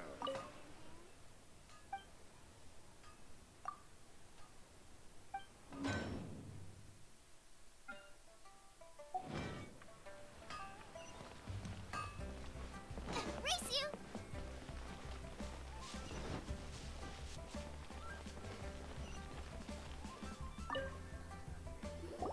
Well, hello. You found me at last. I've been waiting for you. What? How did you know we were coming? Oh, I heard a rumor about a couple who were snooping around town looking for a sweet-smelling lady. Actually, I was starting to worry you wouldn't find me. This is the ultimate test of my appeal, after all. Snooping around? Why are you making it out like we're bad people? What can I say? People love to talk. Maybe you ought to be more discreet in the future if you don't want word to get around. Relax. I know why you're here. You want to get your hand on my homemade perfume, don't you? What kind would you like? A bespoke triple silk flower 3 variety. in one go. My goodness. You have extreme tastes for someone your age. Maybe the rumors I heard were true after all. You're on the prowl and need some sweet-smelling ammunition? Is that it? It's for like Rex Lapis. Is that the best you could come up with? Even if you were genuinely offering perfume to a deity, that doesn't explain why you'd need 3 kinds. Sorry, your story just doesn't hold water. Zhongli was right. People don't remember this tradition anymore. As one of my favorite poems goes, O cherry tree, begrudge not thy blossoms as they are deflowered in the spring, for come winter, even thy sturdiest wood shall wither. That went over Paimon's head a little. In short, I'm happy to help. Traveler, you can be my assistant, but you'd better make sure I'm the only person on your mind while you're hanging around with me. Okay. So, where is a good place for making sweet, sweet perfume? Oh, the Dao Fjord. Where's that? Mondstadt? We're only making some perfume. There's no need to go to such ridiculous lengths. Somewhere closer to home will do. Let's go for the kitchen at Wan Min Restaurant.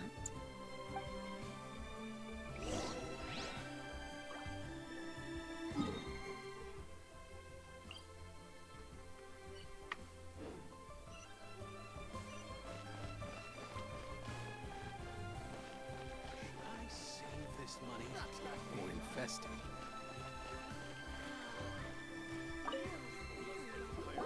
I've had a word with Chef Mao. We can start work now. Are you ready to please me? What did you say? I meant make me proud, as my assistant, obviously. While I'm setting up, you can go and fetch some water.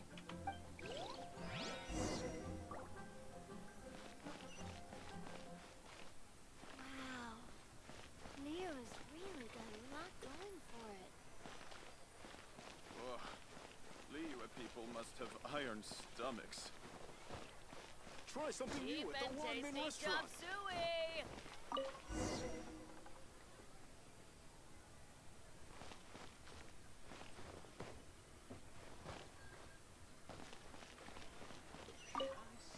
This money or invest it? Wow. Neo's really got a lot going for it. This water will do nicely. Now, I need you to extract the silk flower essence using a crafting bench. Perfume making uses an altogether different technique from alchemy. Here, let me teach you. Very carefully, take hold of the mortar and pestle. Gently does it. You need to keep your wrist firm so your hand doesn't slip. Now use your strong hand to stir it with a persistent rhythm. Keep going until the juices start to come out. Okay, okay, I get it. Ooh, you're a natural, like a fish to water. Now take these and try it out on your own using a nearby crafting bench. Don't forget to do all three. They look visually identical during the essence extraction process, but I will put them into separate containers when the perfume is ready.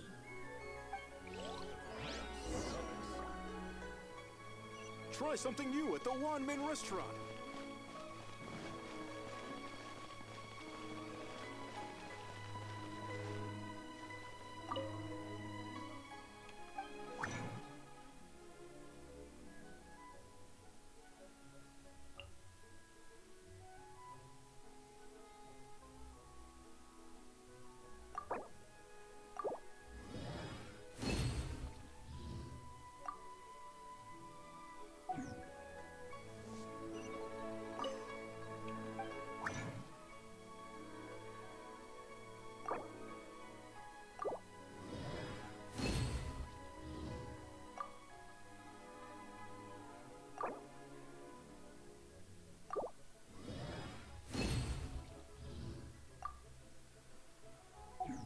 What should I try this time?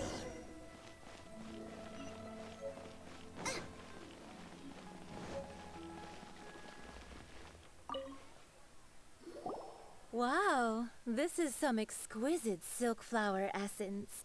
On to the next stage, the most important one of all. The essence is placed into water and simmered over a low heat until most of the water has boiled off. You must take care to control the heat during this process. If the temperature goes too high, it will affect the scent. So please focus on controlling the heat. This is the final step. Don't waste a drop of that essence now. We want all of it in there.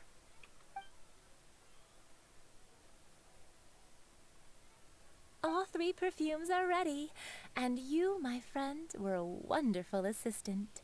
A testament to the lengths you will go to for romance. It's so rare to see nowadays. I told you, it's not like that. Anyway, shall I give you a brief overview of each scent? It might just help you match the right scent to the right occasion. Paimon wants to hear this. This first one is sweet as candy, straight out of a fairy tale. Younger women will love it. The second one is for those with more refined tastes, the first choice for daughters of high society. Finally, the third one has a soft but lingering scent, like a mist that captures the last light of dusk. Mature women adore this one. All clear?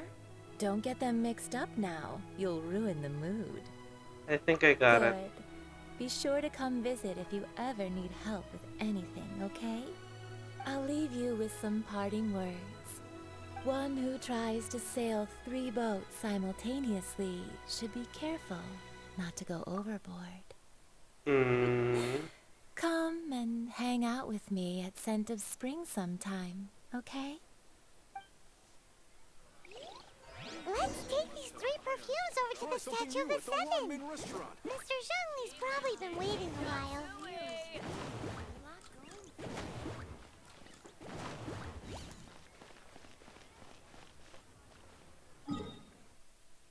Okay.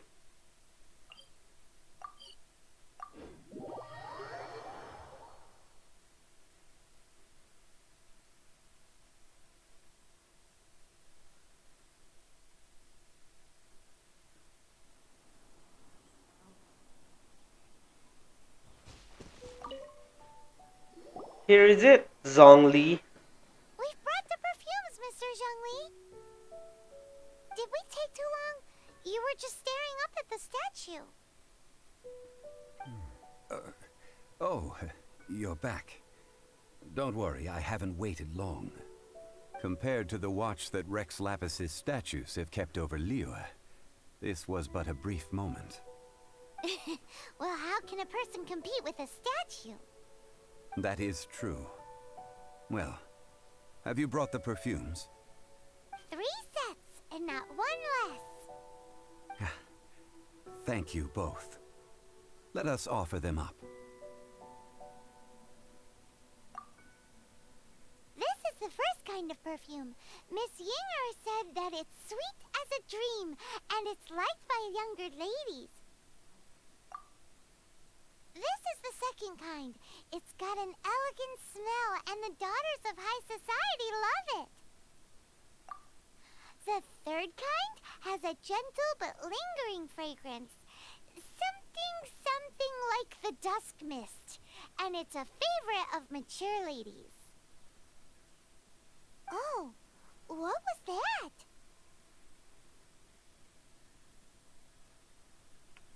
I guess the final answer is number 3. That's the one older ladies like, right? Does that mean that Rex Lapis is actually an older lady? Perhaps. Perhaps. Rex Lapis has taken on countless forms.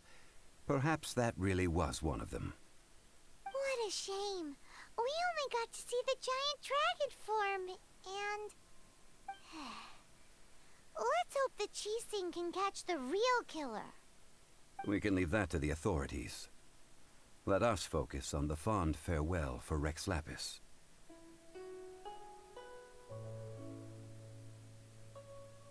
What ulterior motives do Child and the Qixing have? So, we finished another step in our preparations. What's next?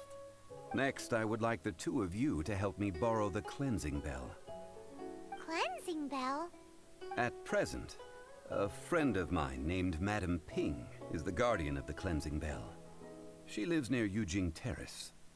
If you ask her, she will know what to do. Sure, but aren't you going to come with us?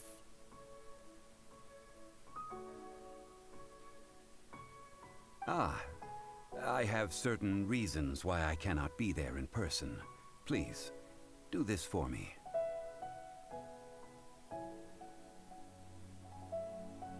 Man, why's he gotta be so secretive this time? Let's go.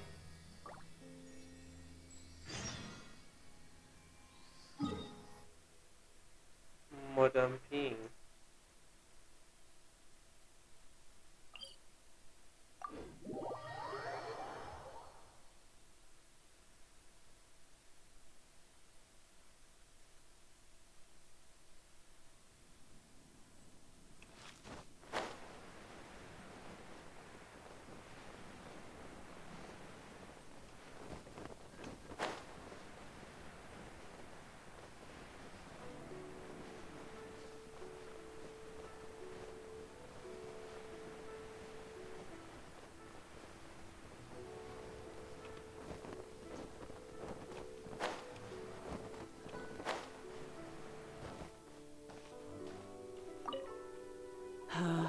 All things must change.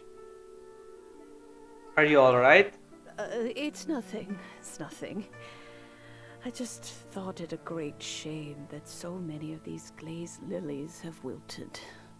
What happened to them? Back in my day, people said that glazed lilies can read human hearts. If they heard beautiful sounds like laughter and singing, they would also bloom joyfully.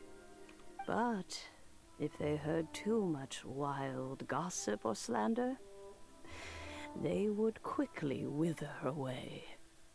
So that means these flowers feel what's happening in Liyue? Yes, the rumors of Rex Lapis's death are no small matter.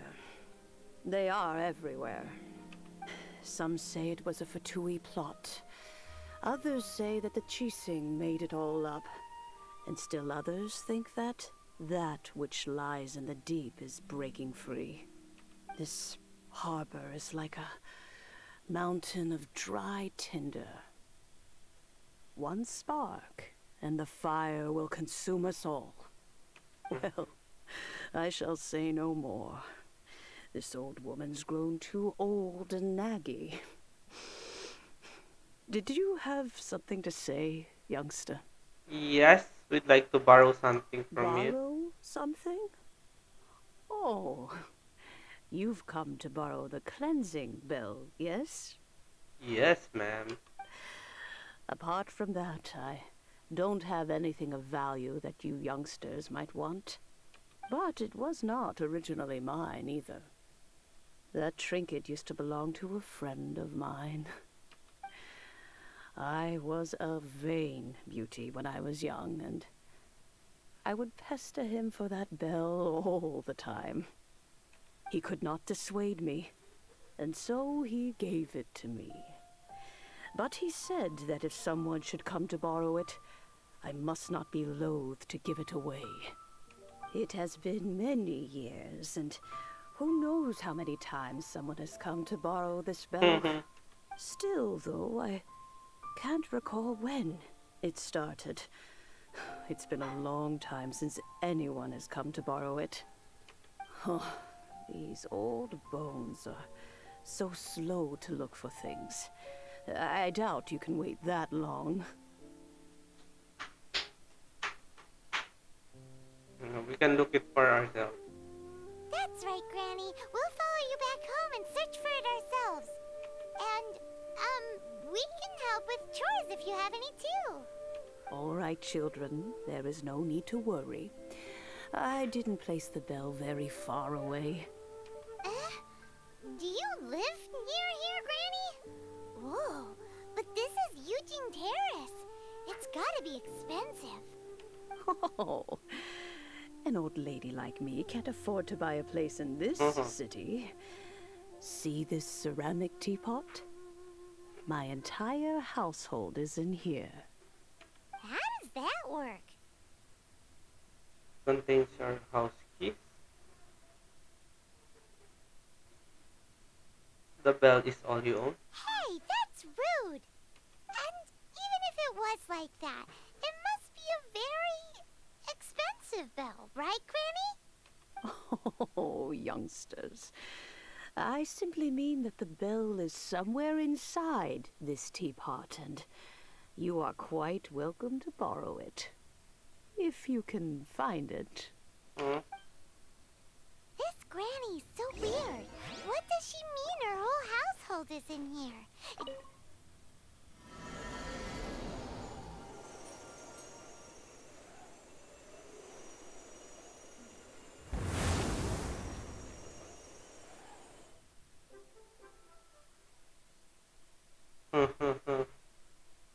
So is this a dungeon? I'm thinking this is a dungeon.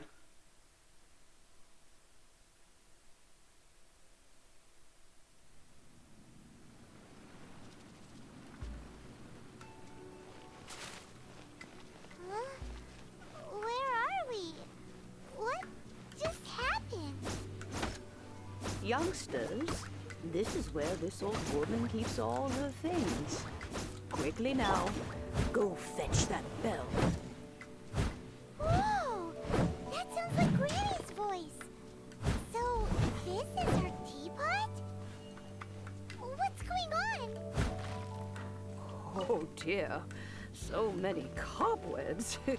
It seems I really haven't cleaned it in a long while. Sorry to trouble you, children. Please help an old lady clean up.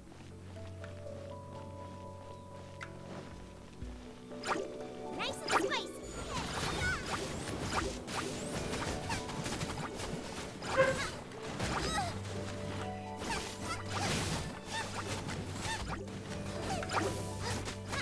Nice and spicy. Libra has a good night show.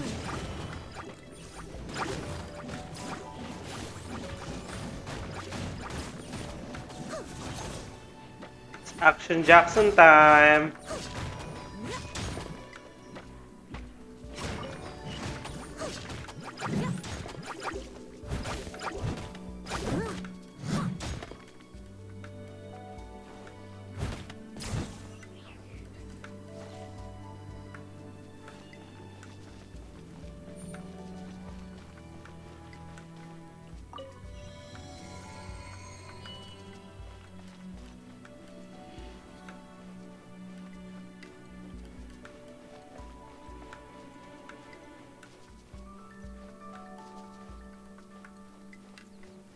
Did you notice?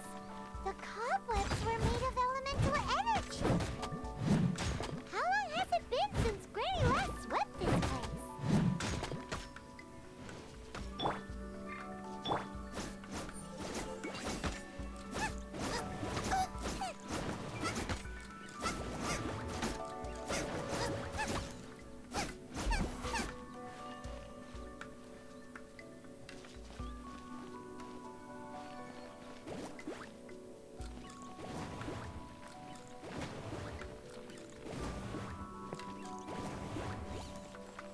Oh! Nice and spicy.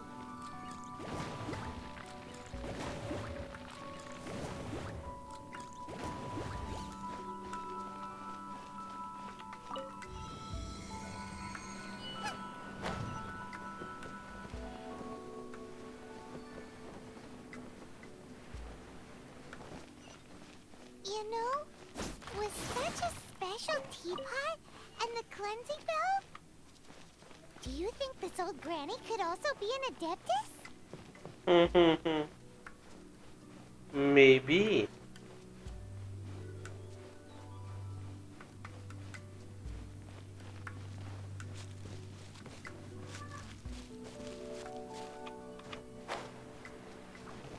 Paimon's more and more convinced that she's an adeptus. But don't they all live in trillion cars? Why would she stay in the city?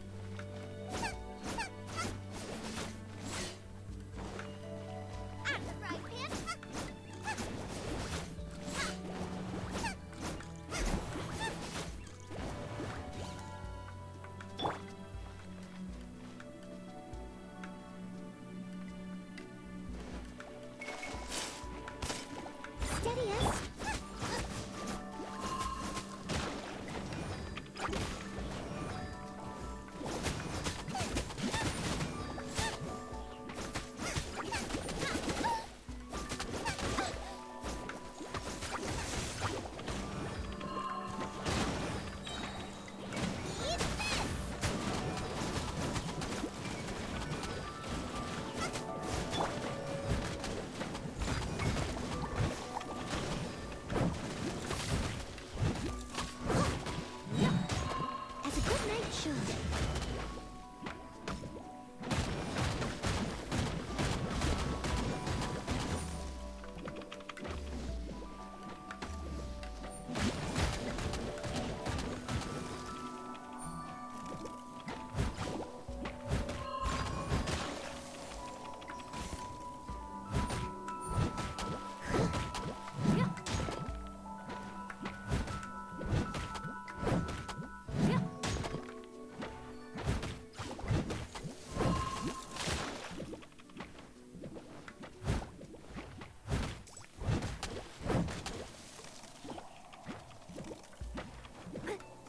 I must leave no stone unturned.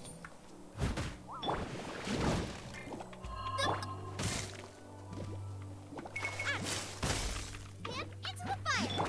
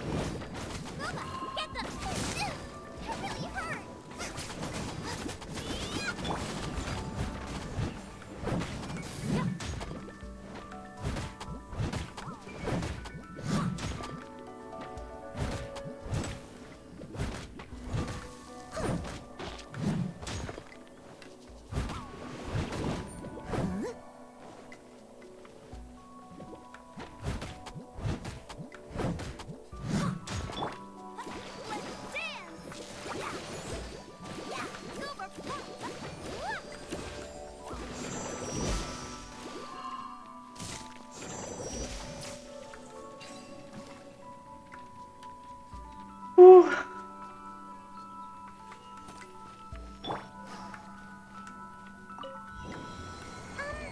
How many levels does this teapot have? It would be nice if we had one of these too. Or at least we wouldn't have to camp outside. This is hard. I'm being overpowered by.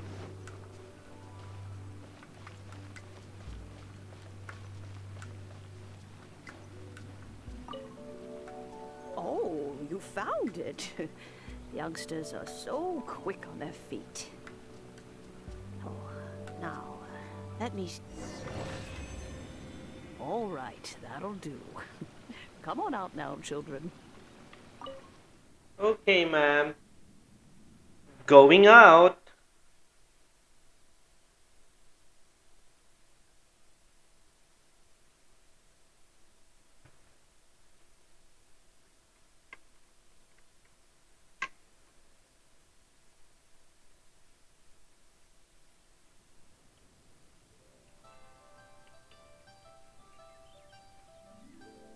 Oh, in and out in no time. You youngsters really are quick.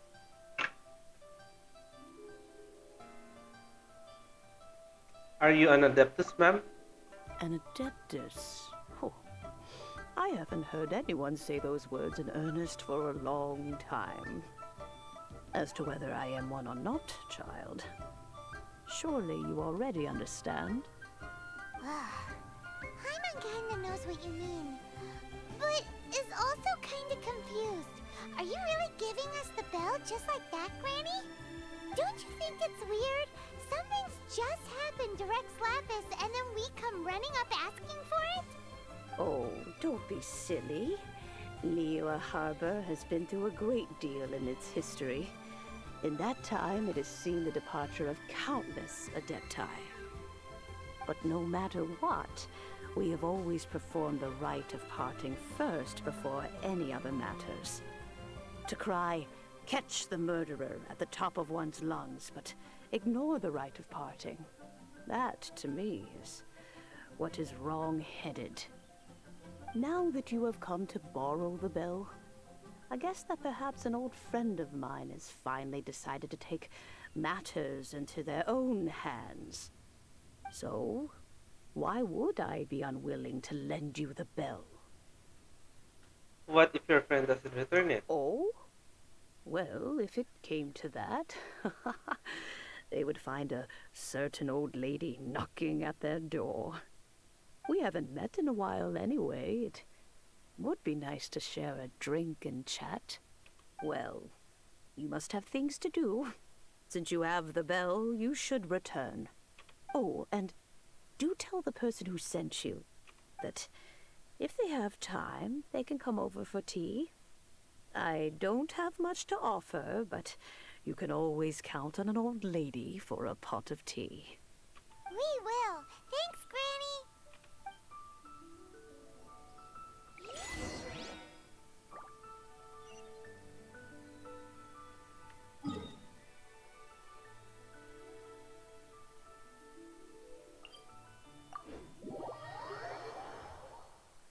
Yeah, I think it's faster to just fly.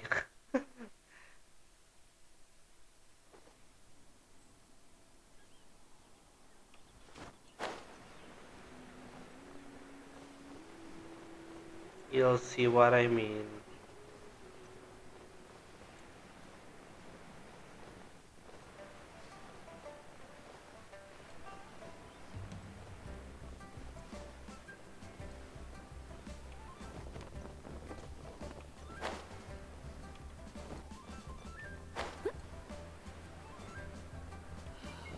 May the Lord of Geo protect you and fortune find you. Indeed, this is the cleansing bell.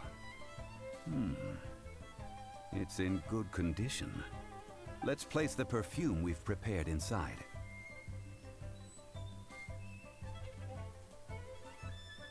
Are you also an adeptus? An adeptus? That's suspicious. But if you don't want to talk about it, we won't pry. Oh, yes, that old granny asked us to tell you something. If you have the time, you can come over for tea. I don't have much to offer, but you can always count on an old lady for a pot of tea. That tone does not suit you. Still, her teapot is indeed very good. There are none better for brewing tea. When a suitable time arrives, I'll bring a spot of fine tea and pay her a visit. So what's the next step in our preparations? Next, we need to purchase kites. Ooh, Paimon loves kites! Are you taking us kite flying? Is this our break time? No. Kites are children's toys, yes. But they also play various symbolic roles in Liyue's rituals. I will explain it to you. But our next course of action should probably be to purchase the kites first. Oh, sure. May the Lord of Geo protect you and fortune find you.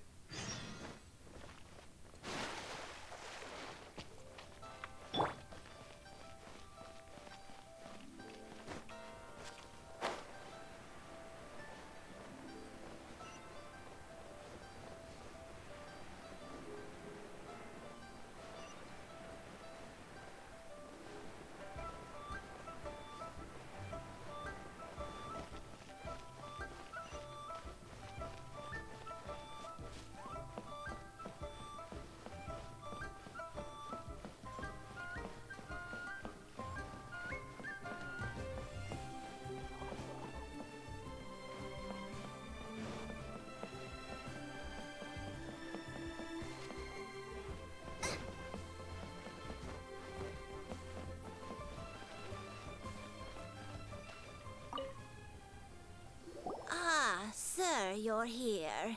The 7 kites you asked for have been made to order. Would you like to take them now? Yes, thank you. It's rare to see customers who want to buy this type of kite nowadays. In the early days, we used to get orders from people of all walks of life. Well, this is Mr. Zhongli from the Wangsheng Funeral Parlor, so he's probably well-versed in all these walks of life.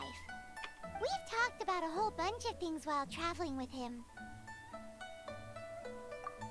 Fashion, economics, geology, trade, and pot. He seems to know Liyue's favorite topics, money and government, really well, but he likes talking about less useful topics instead. Well, that's because I prefer to share fun things with you. Children's toys are very fun things, that's for sure. I enjoy watching the children at play as much as anyone else, but there is more to it than that.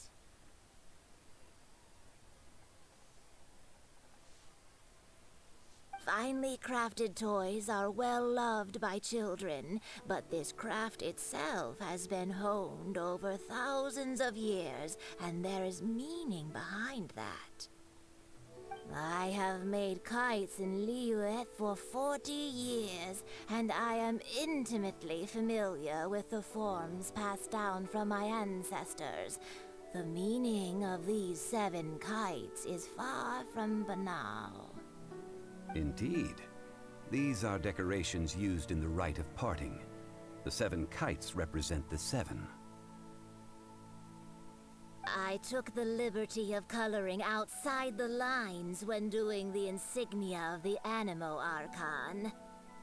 As for the kite that honors the Geo Archon, one must follow the contract given right down to the last letter.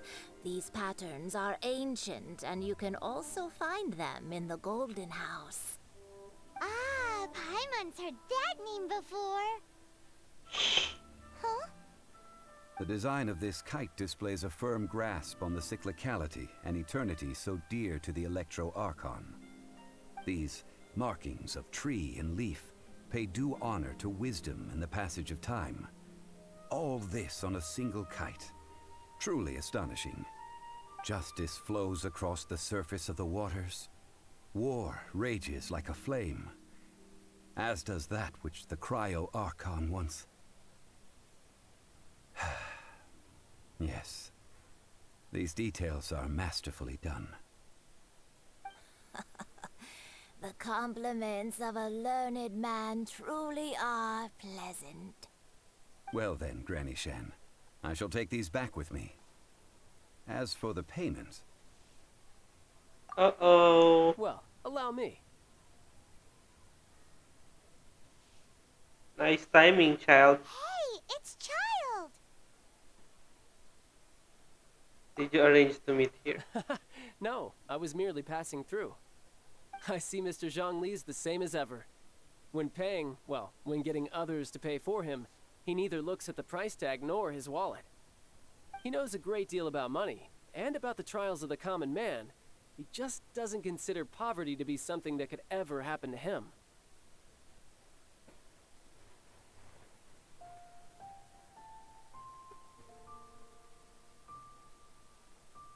Or perhaps you could say that he cannot imagine himself lacking money. How has he not died of hunger yet? Child, you are as fond of jokes as ever. Well then, since we've purchased our kites without incident, there's no need to take a break before moving to the next step in our preparations. The rite of parting requires helping hands as well as materials. We should be able to find some people near the harbor. Oh, by the way, take this bag of money. You probably won't want to let Zhongli do the bargaining, if you know what I mean. Seems I missed out on some interesting information. I suppose I'll just have to find a more opportune moment next time.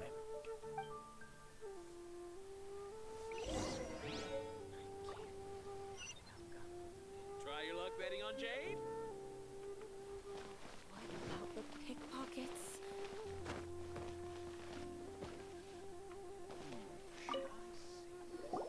Hiring help? Sure. But let me just say first that I'm a reserve member of the Adventurers Guild. I take adventuring commissions, but I don't do anything clerical. Adventure?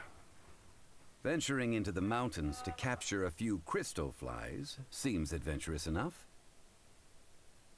Brave adventurer, we have need of 5 crystal flies. Eh? That's not hard. Almost a bit too easy for a reserve adventurer. Never mind. I'll only charge you 15,000 Mora. What say you? A most fair price. No, let's negotiate.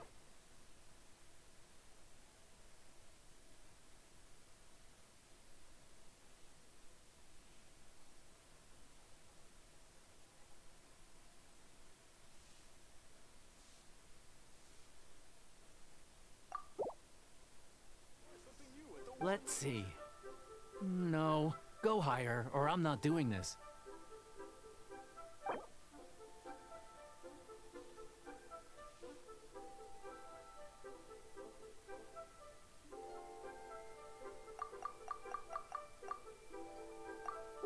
Five geocrystal flies.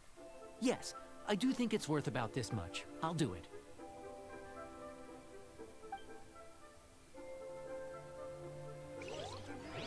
Ain't another handsome sum today?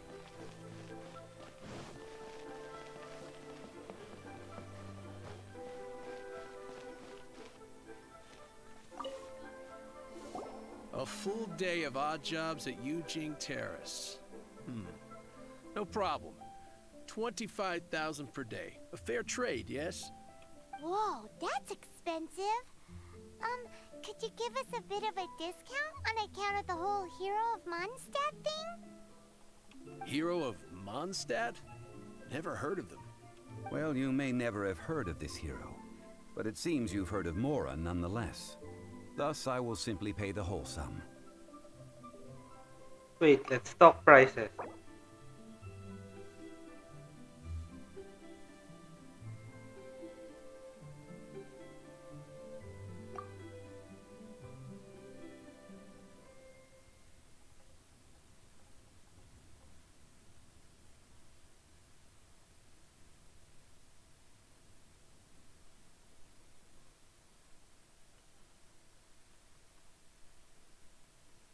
$18K. How about 18K?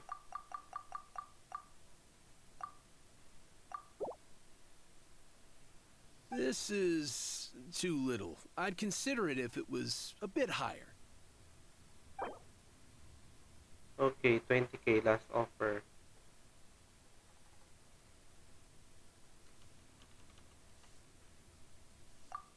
This price'll do. No loss to me for a day's work. Should I save this money?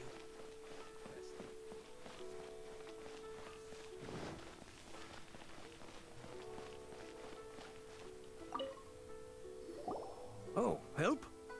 Sure. I, Tick, always put in 100% effort into everything I do. Of course, there'll be a premium if you want me to give 110%. So what's the job? Let me see. We are still missing some wooden implements over at Yujing Terrace. They aren't uncommon objects, so I didn't make any special preparations for them. Fetch me 53 branches and 20 stacks of timber. No problem. That'll be 20,000 Mora for a single trip. How does that sound? Done. Ah, we bought too little money. This is all you got? Then no can do. Just go look for someone named Child. Child? No. He's putting up the money? Oh, still no. Wouldn't that mean I have to make 2 trips rather than 1? How about this? Let's make a trade. I'll take what you're offering right now, and get me a single Chinkson flower, and I'll consider that payment for a detour to find this Child fellow. How does that sound? Guess we've got no choice.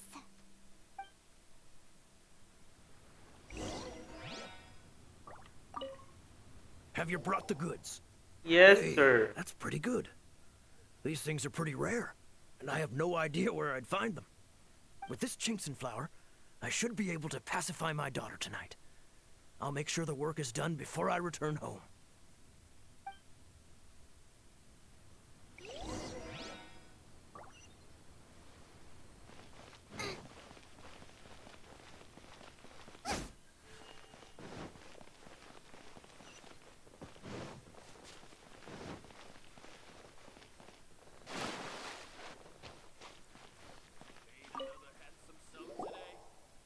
All finished then? Splendid.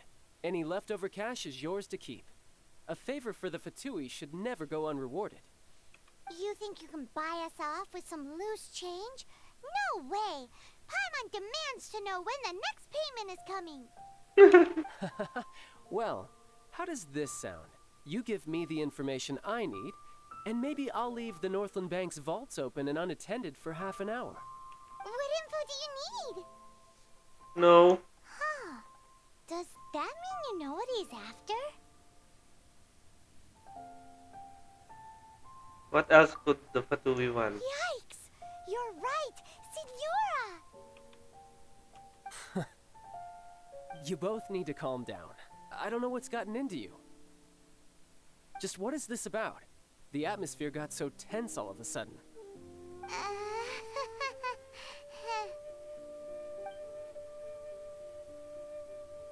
Next, we need some everlasting incense. For this, we need to go to Boo Boo Pharmacy, the finest pharmacy in all of... Is everything okay? Everything is fine. I was just informing them that they need not return the surplus Mora. Now, if you'll excuse me, I must be going. Paimon definitely felt like Child wasn't happy with us just now.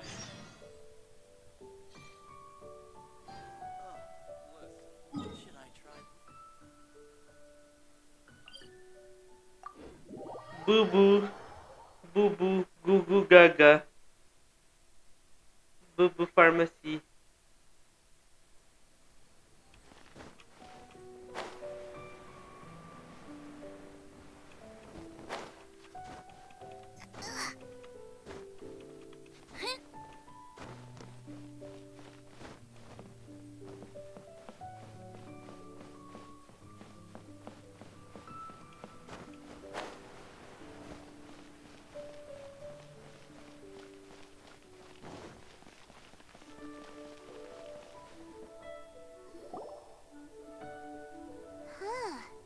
The reception is deserted.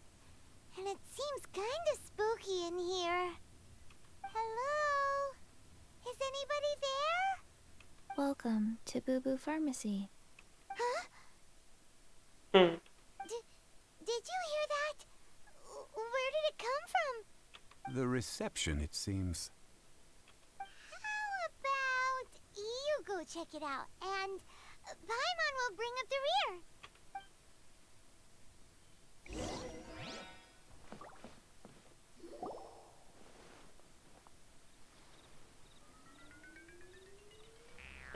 Kiki. It's Kiki.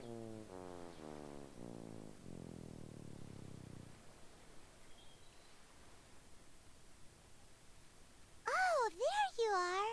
But you can't even reach the counter. Paimon, if we're going to talk about height, you walk. Joke's on you. Paimon floats, so height is no restriction. Anyway, there's something weird about this one over here. What's the talisman doing on her forehead? It can't be. She's A zombie? Welcome to Boo Boo Pharmacy. I am Chi-Chi. Hold on, guys.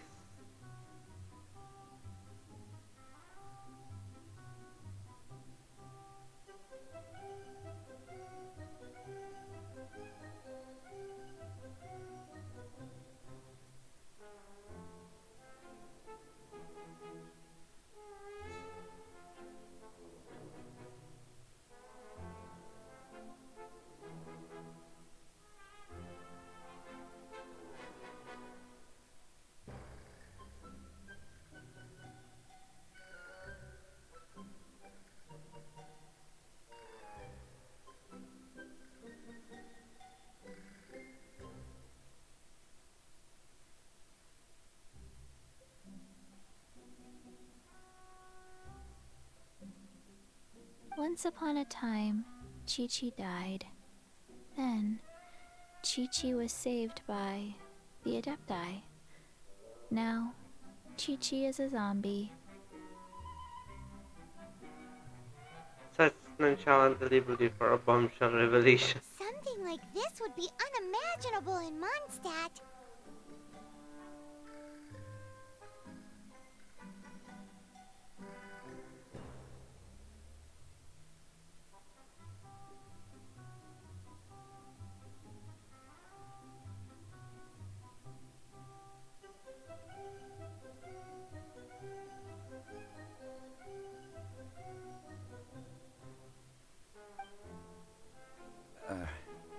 Hello, little girl.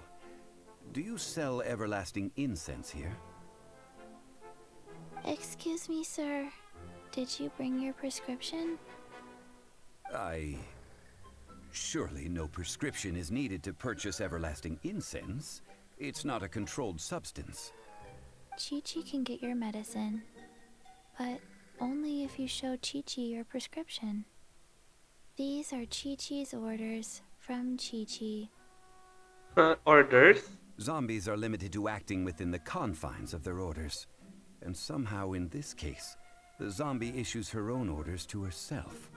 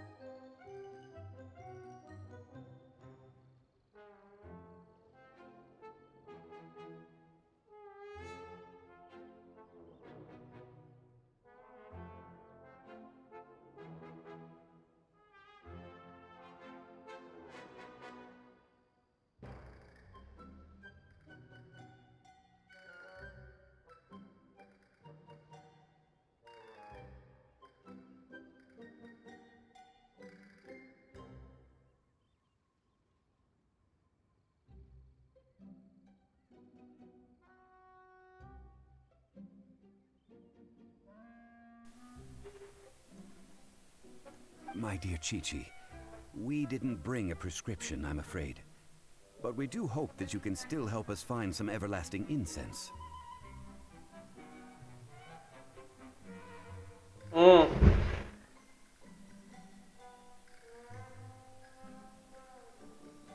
Okay then. How did you manage that? But Chi-Chi helps you. You help Chi-Chi. Only fair. Since when do customers need to do favors for customer service staff? Never mind. Just think of it as a peer-to-peer transaction. That way everybody wins.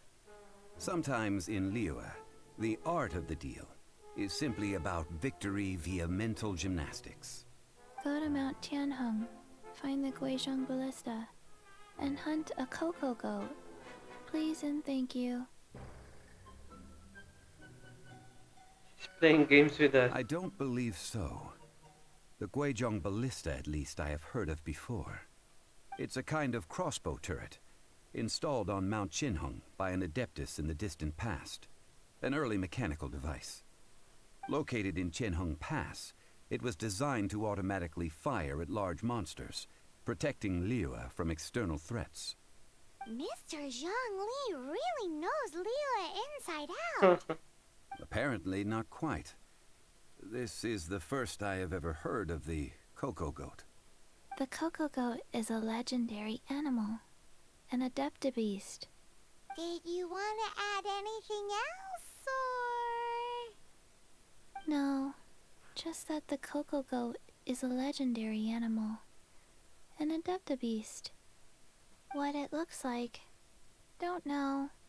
Where to find it, don't know either.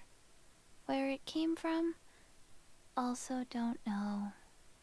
Tell us if you remember anything else you don't remember. Very well then. Let's start by investigating near the Guizhong Ballista. Perhaps we will find some clues. What the heck is a cocoa goat?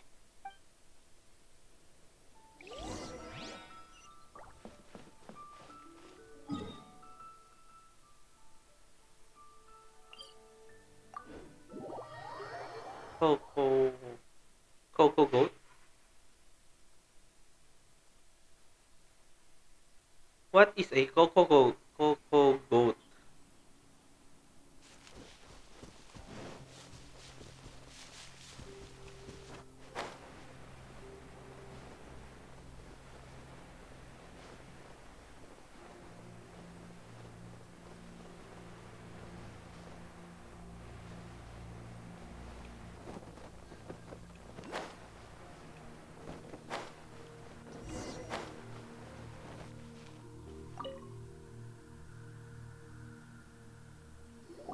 It's huge! Paimon can totally believe it took an Adeptus to build this. But how do you operate this thing? Just think how much strength you would need. It is currently inoperable in any case. This device is broken. Aw, what? It broke? After millennia of wear and tear, even Adepti contraptions are difficult to maintain. So what are we gonna do? Quick, Mr. Zhongli, use your unlimited high society knowledge powers! You almost make it sound like I'm some sort of bourgeois parasite whose only utility lies in providing quaint pieces of trivia on demand. Oh, so hold on guys, I'll just have a bathroom break. I'll be back in a minute.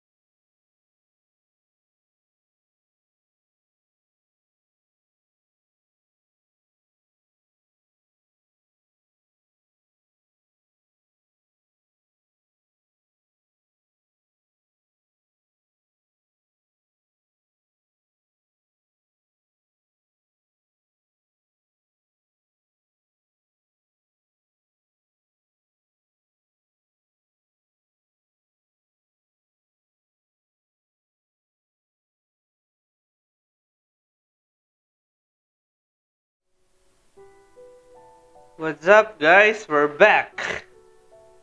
So, That said, let me think for a moment. Ah, yes. Spare parts were made for the Guizhong Ballista when it was first built, in case it was damaged in battle. As I recall, there is a military supply post from that period somewhere inside the pass. If we can retrieve the spare parts from where they are stored, we may be able to repair the Guizhong Ballista. One just needs to understand the basic working principles of the device. So, what you're saying is that you actually understand the working principles? I have a smattering of knowledge on the topic. With the parts in hand, I could at least tinker with it.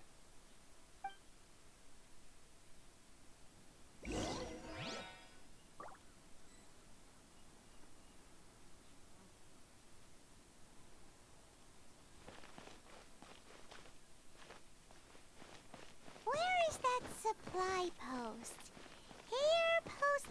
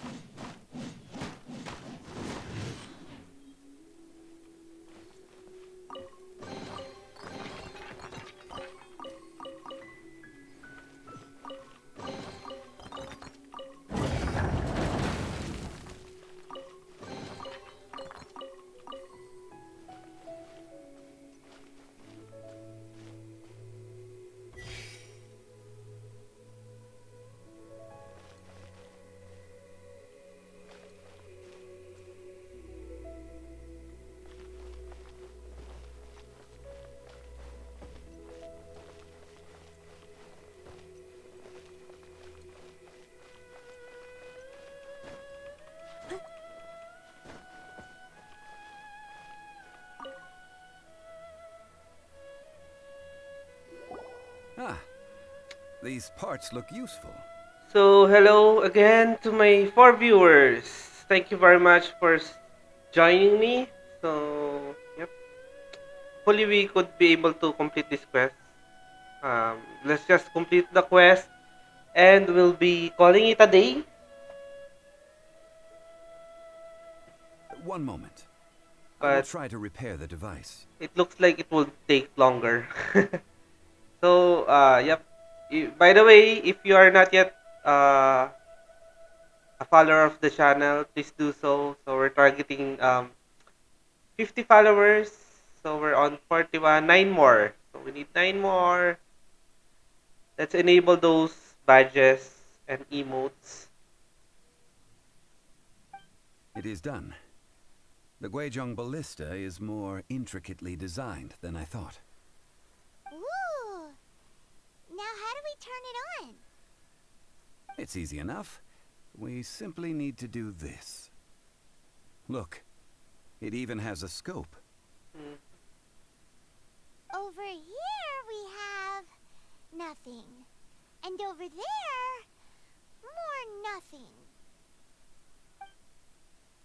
Hey! Just what do you think you're doing? So you fixed up this turret because you're planning to do what, exactly? Not a turret. A Guizhong Ballista. Also, kindly state your name before you ask a question. It's just good manners. Ha! Are you blind or something? You're looking at the leader of the treasure hoarders, old man. This area's supposed to be chock full of hidden treasures, but you can't get anywhere near them with this thing keeping watch. It might look like any other mechanical device, but trust me, it's got a mind of its own. Last time we approached the mountain, it nearly skewered one of our guys. A few of us risked our lives to disarm it, which amazingly we managed. And then we turn our backs for 2 seconds, and you've already gone and repaired it? The next thing you'll be repairing is your faces, and that's if you get out of this alive! Tut tut. Vandalizing the legacy of an Adeptus for selfish gain. Disgraceful behavior. It is not we who need reprimanding, but you.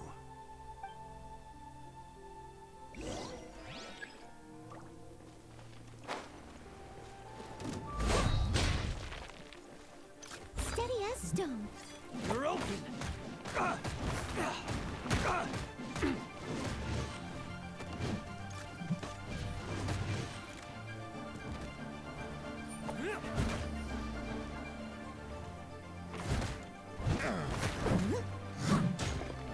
You're open.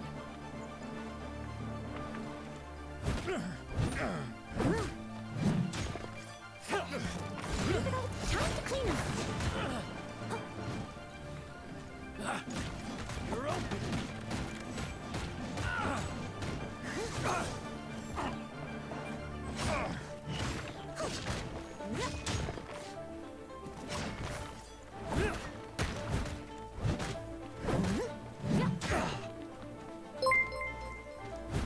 Yo! What's up, introvert? Thanks for following. Appreciate it, man. I like it, I love it, I want some more of it.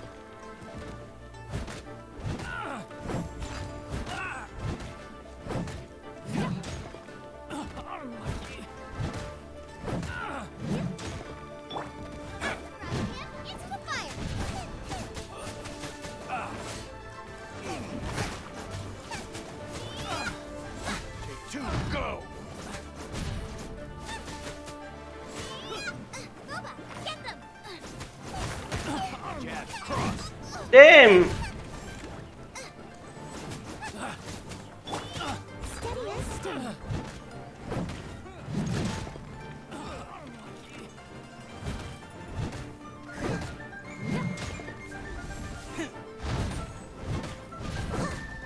Someone needs assistance. You're open.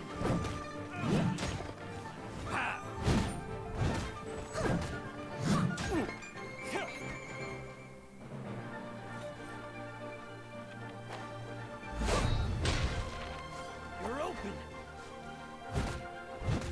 I must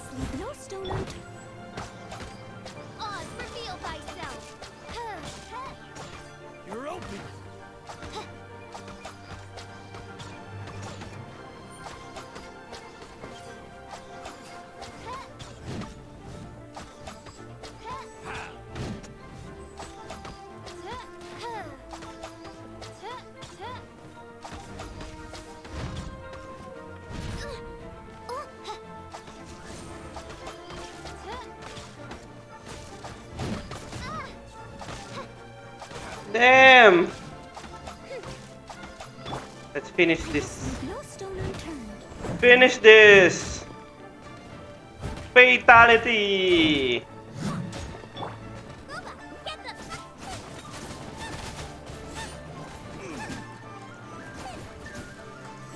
Now.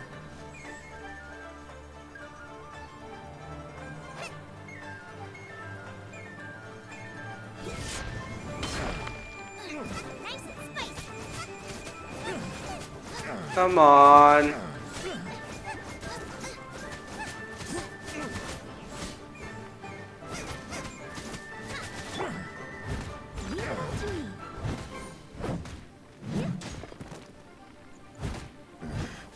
The hunter. More enemies incoming.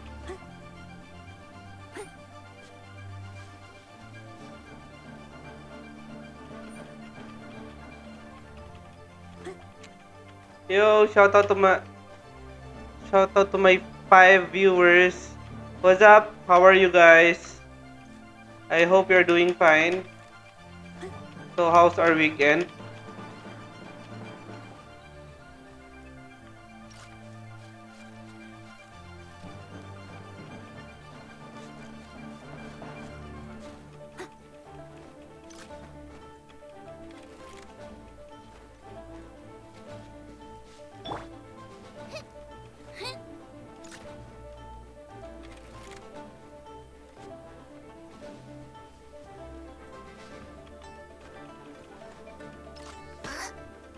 Damn that.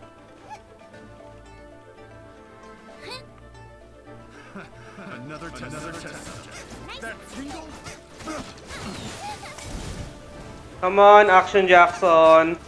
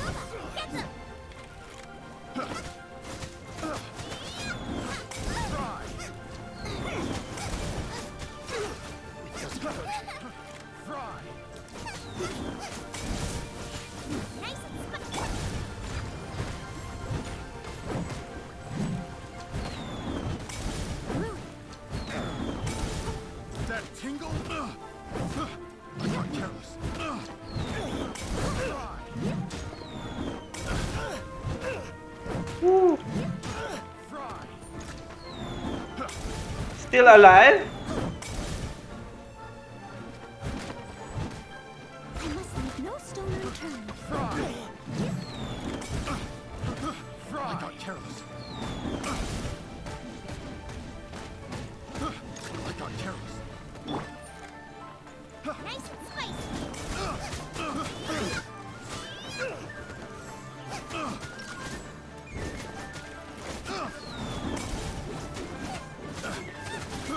I got careless.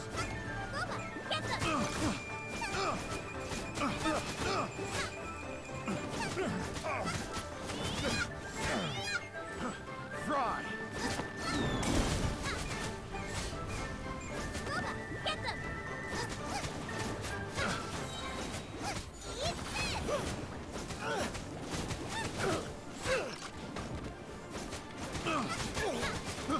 I got careless.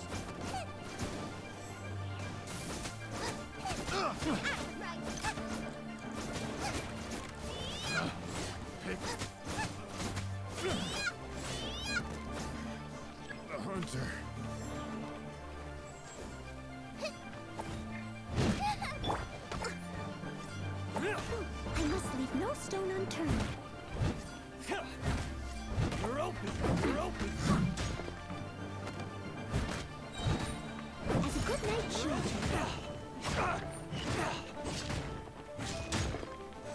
Someone needs assistance. Dodge this! I must leave no stone unturned. You're open!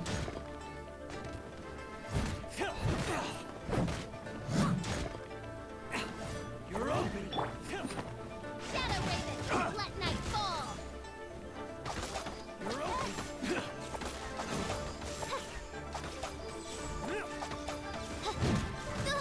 You're open!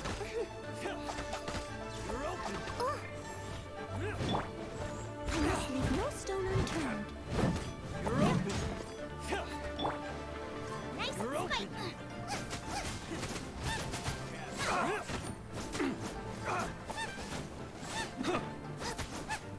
You're open!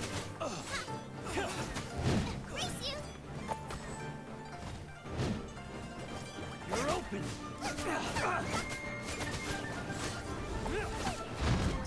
Ah! Oh, oh, oh, oh, oh! I almost died.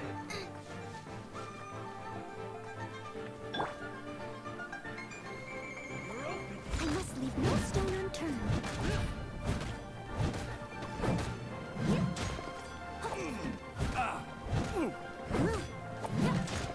I'll catch up. Someone needs assistance. You're open!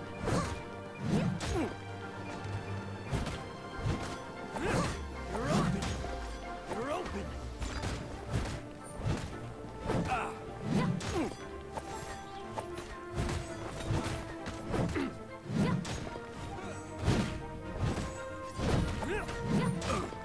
I'll catch up. Messed up! You're open!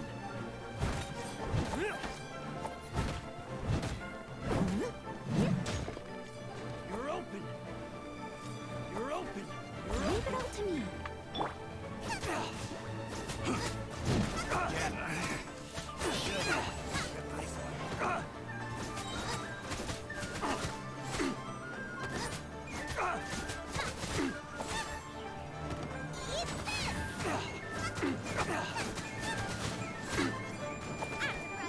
Into the fire.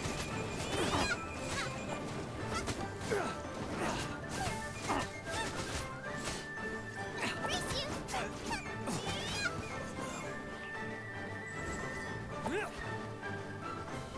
You're open! Steady as stone.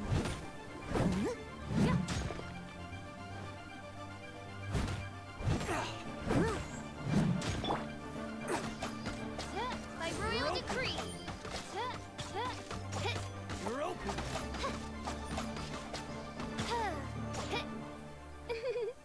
Who's next? No more?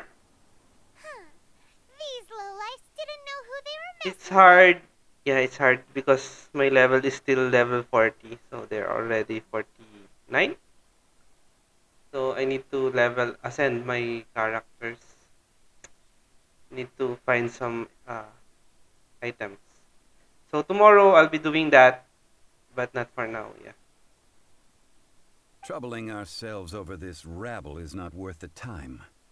We should focus on our contract with Chi-Chi. Oh, yeah, that! So we've got the Guizhong Ballista working, but where's our Coca Goat? A search using the Guizhong Ballista revealed no significant life forms nearby, save for the usual wildlife.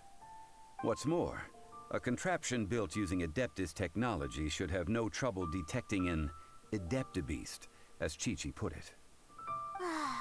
Which means... Preparing this was a complete waste of time now. Paimon wouldn't go that far.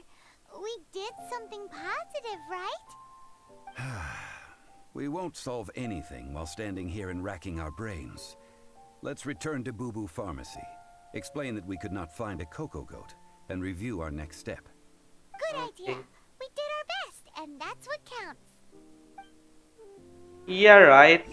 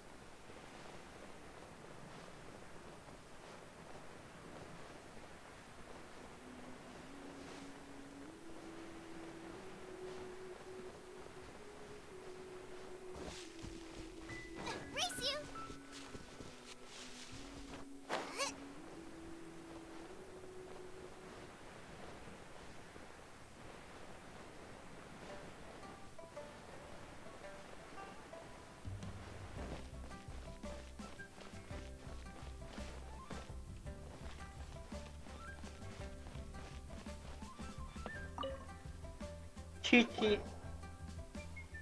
Forgive us. We were unable to fulfill our end of the contract. We found no trace of the Cocoa Goat Adeptabeast of which you speak.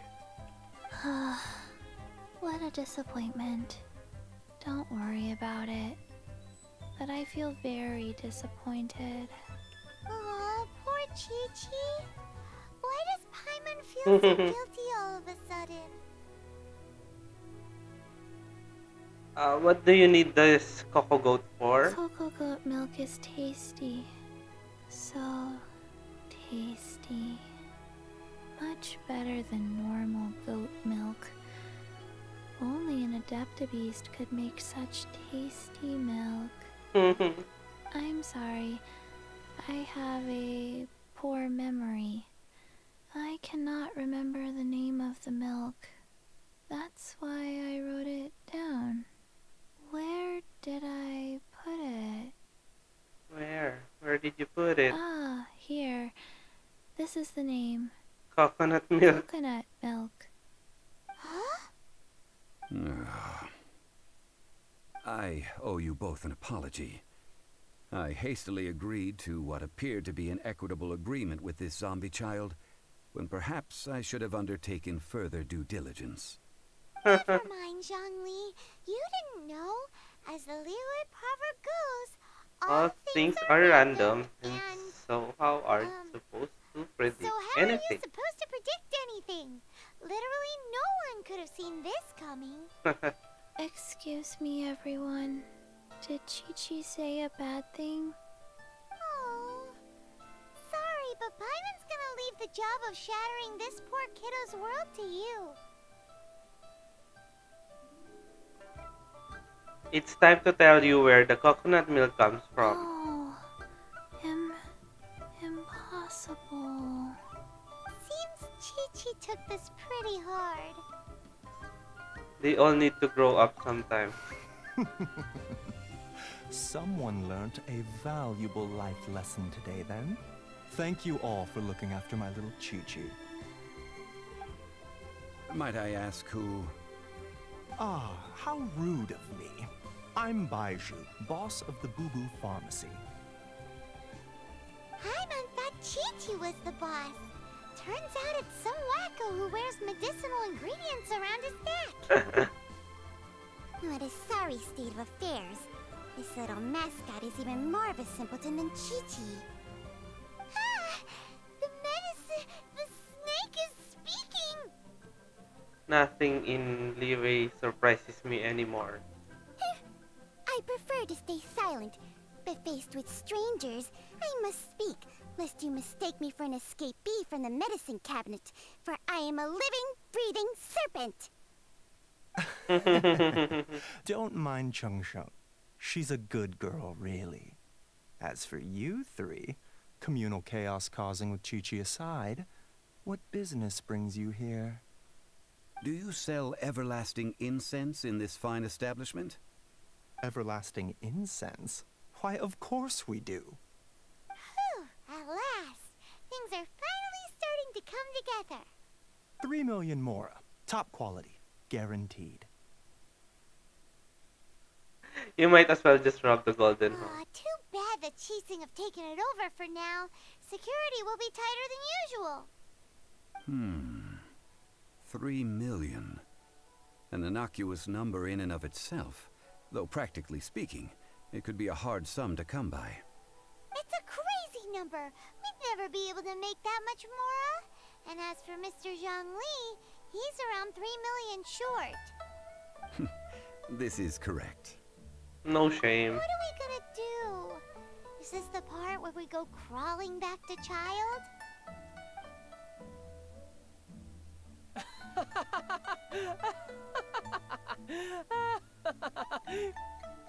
Cocoa Goat! Cocoa Goat! My sides hurt. Oh my goodness. I cannot believe you fell for that. Hey, less laughter, more sympathy. I'm almost in tears over here. Thank you. That was the best laugh I've had in a long time. In return, I'm more than happy to sort out this mess you've managed to get yourselves into. Excuse me, sir. Dr. Baiju, isn't it? Truly honored. I'm Child, one of the Fatui Harbingers. Forgive my audacity, but I see a great many opportunities for us to collaborate in the future. If Boo Boo Pharmacy needed a stable supply of, say, coconut milk, the Fatui could help by setting up a robust and speedy distribution network. Strange. I knew the Fatui infiltrated businesses with seductive deals, but so much fuss over coconut milk? Coconut milk. Baiju, quick. Chi-Chi wants coconut milk. Ah, yes, of course, Chi-Chi. Anything you want. Thank you, child. I look forward to a successful collaboration in the future. I can give you a discount on that everlasting incense, too. Let's say 2,990,000 Mora. That's like 0 difference from 3 million! 2,990,000. Also an innocuous number in and of itself, though practically speaking, it is a whole 10,000 less than the original sum of 3 million. Well, now that this is settled, we must head back to Yujing Terrace. Mr. Child, Dr. Baiju, Little Miss Chi-Chi, see you soon.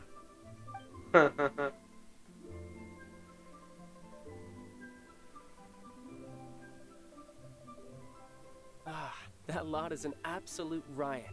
Honestly, I can't remember the last time I laughed so hard. So, you've been eavesdropping, I hope. What have I missed? Yes, Master Child. They spoke of the Qixing taking the Golden House. Well, well, well. Ningguang and her Qixing cronies. What else would they be hiding in the Golden House, if not the Exuvia? I apologize, but I warned you, didn't I? As the old Leo saying goes, the walls have ears.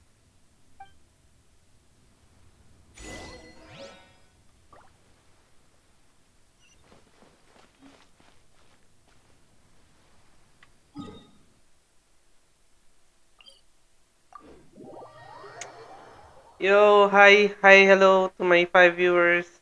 How are you? How's the weekend?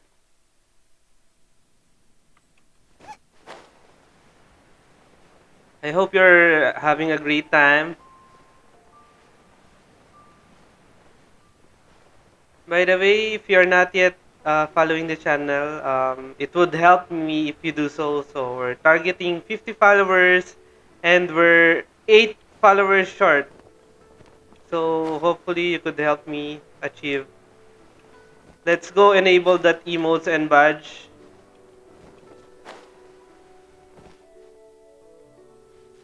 What's up, Zongli? Well, as it stands, we've hired helpers, and we've acquired the everlasting incense. The completion of our preparations is not far off. Whew, finally! Well, traveler, have you gained anything from our adventure so far? It's been odd.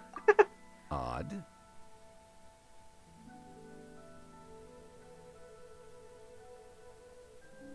Our experience struggle of the poor. Which is it, I wonder? The questions that such travels raise are ever so complicated. Well, I'll leave you to ruminate over it yourself. As to remuneration for your help, I've decided to treat you to a meal. Nice! Wow, amazing. Yes, don't worry. I will remember to bring the Mora this time. Tonight, I shall take you both to an old hole in the wall, praised throughout Liyue. Hole in the wall? As in a cool restaurant? Indeed. Let us meet near the harbor, at third round knockout. Okay. Wait until...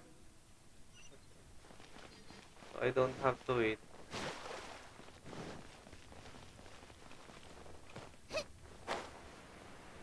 Let's go. For those of you guys that are done with this quest, is it far from being complete?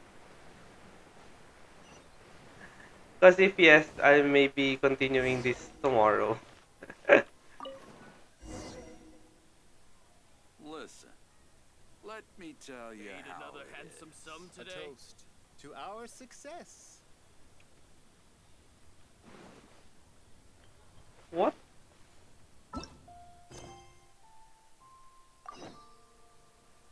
$18.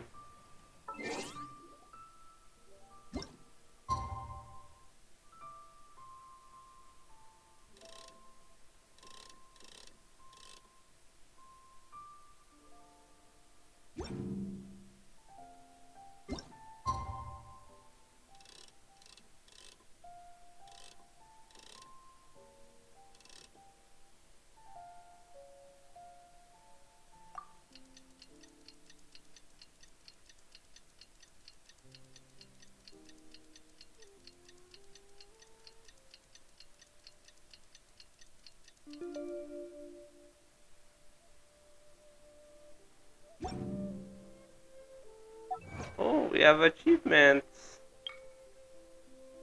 And a lot.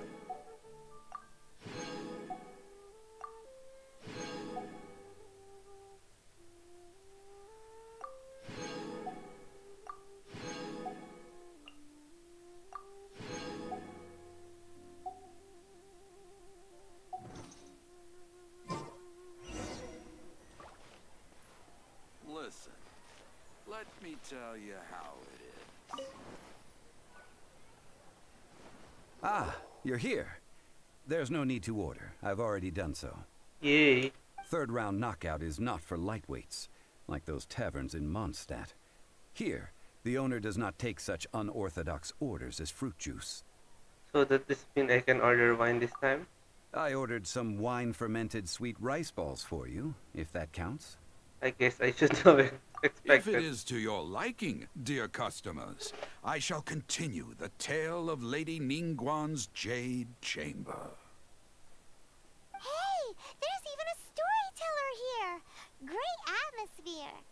Besides fine wine, the excellent ambiance is the reason why this place is so well loved. But when I say ambiance, I refer to a different sort from the one the Tevat travel guide uses to judge other establishments. As you all know, high above the land of Liyue lies a pavilion in the clouds, a palace in the mist. What does it mean to have all-seeing eyes? This, my friends, Lady Ningguang's masterwork that bridges earth and sky. Imagine, the weather is clear, and you gaze down from the deck on the world below. Behold, the glorious sights of Liyue Harbor, stretching out far and wide.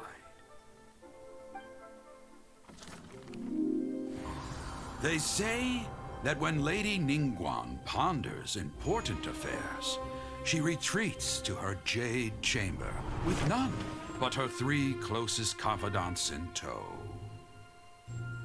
Why brings she these trusted 3 to sift through sources, dig through documents, looking for information?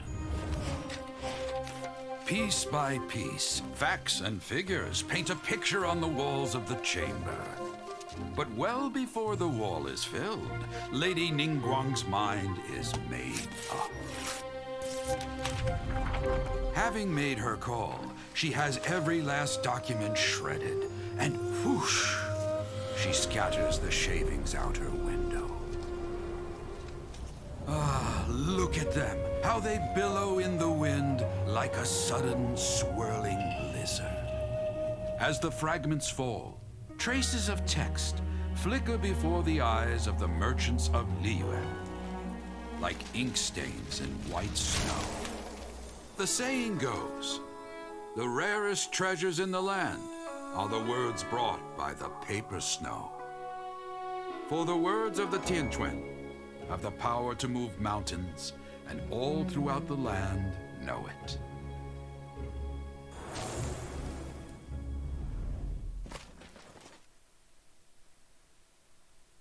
These are but scraps of paper, and yet they guide Lady Ningguang's hand. Such is their value. Merely grasping 1 or 2 of them will surely gift you a fragment of her wisdom, enough to stay a step or 2 ahead of your peers. Tianchuan Ningguang. Feels like we're hearing this name a lot. Liyue locals talk about her.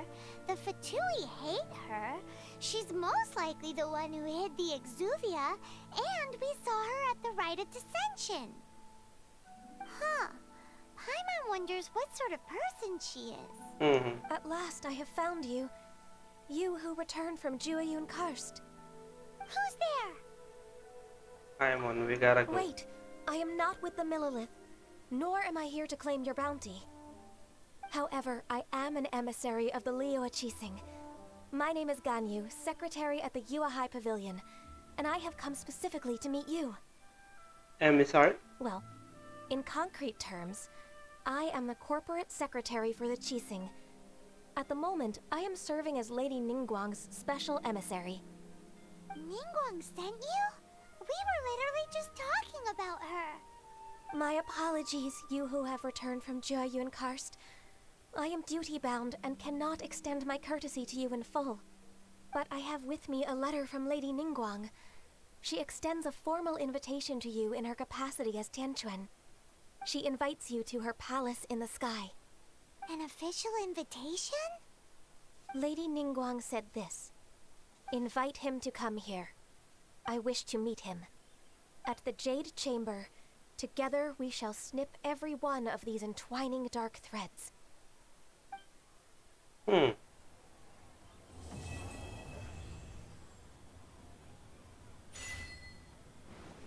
with that, the emissary who called herself Ganyu just disappeared. But we've received an invitation from the Liyue Qixing. Paimon still can't believe it. We'll be meeting people that have way more money than Paimon could ever count. We should be on our best manners. I always mind my manners. An invitation to visit the Jade Chamber is a rare honor indeed. You'd best be on your way now. But don't forget about the rite of parting. Once you've finished at the Jade Chamber, meet me at Dihua Marsh. Don't worry, we won't forget. Dihua Marsh. We'll see you there.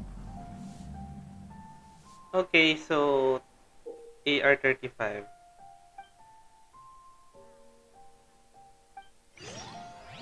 Yep. Oh, new quest.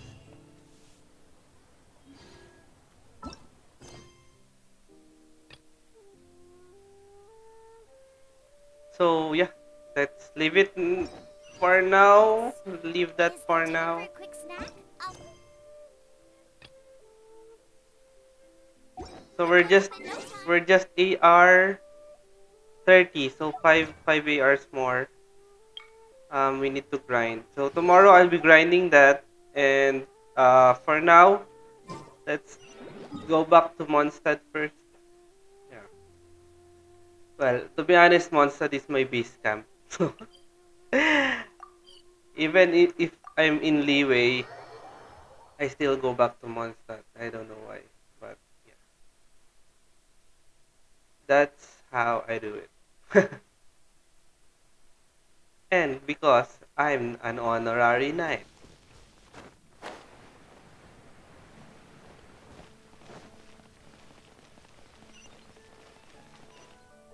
Oh, I still have some tasks to do, right? I haven't done some mining. So let's mine first.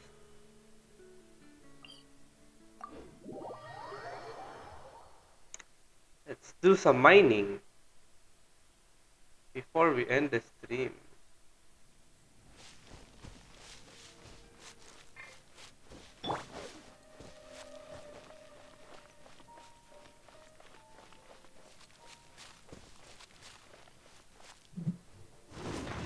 One, two, three, four.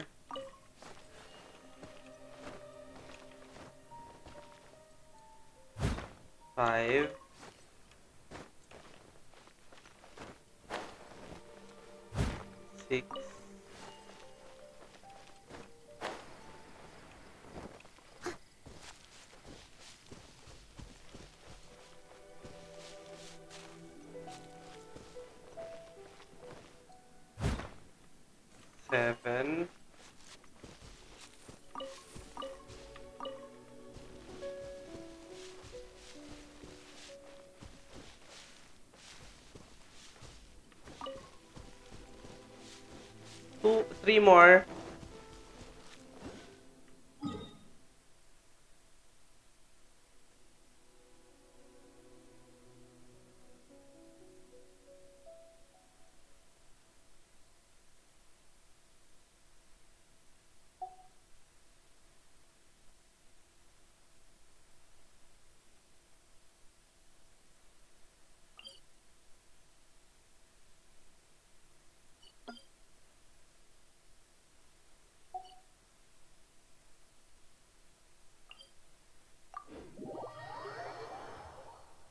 Three, 7. So 3 more. Let's find 3 more.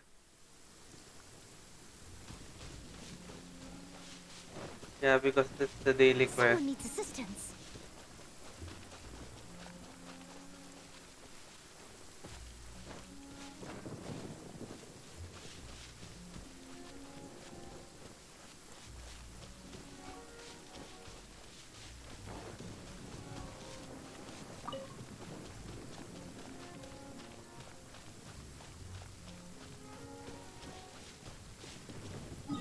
None here, so maybe here.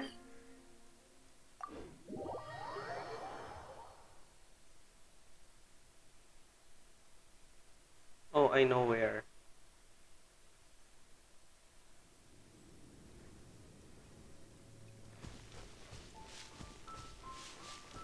Yeah, I know where. Near Mona.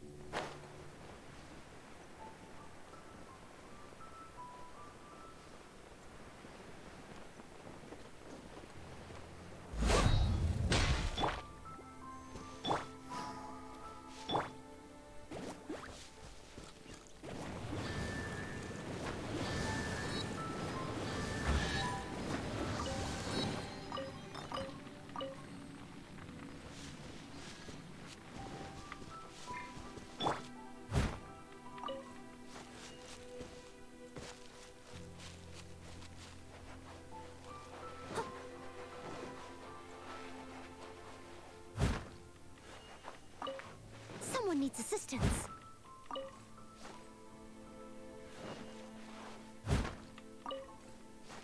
So, yep. There we go. And let's go back to Mondstadt.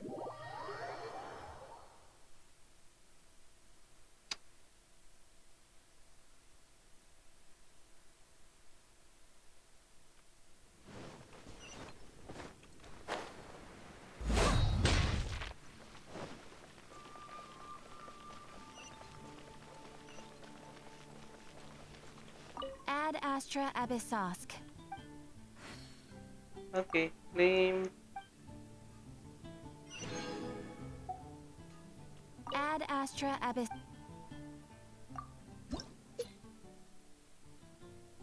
Claim.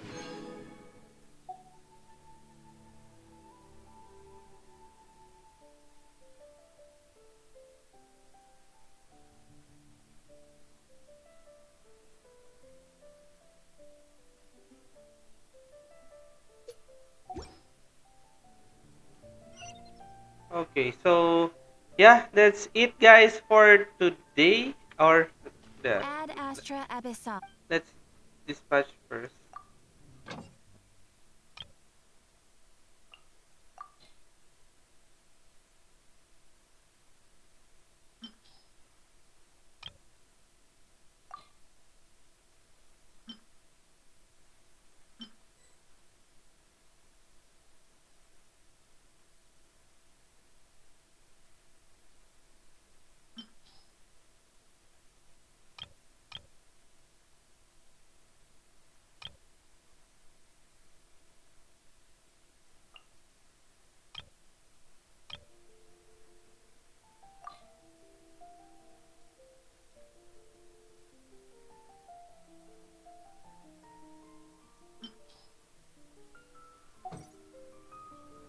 Okay, guys.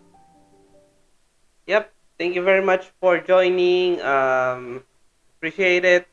Shout out to Migrating Virus and Introvert 07. Thank you for following the channel.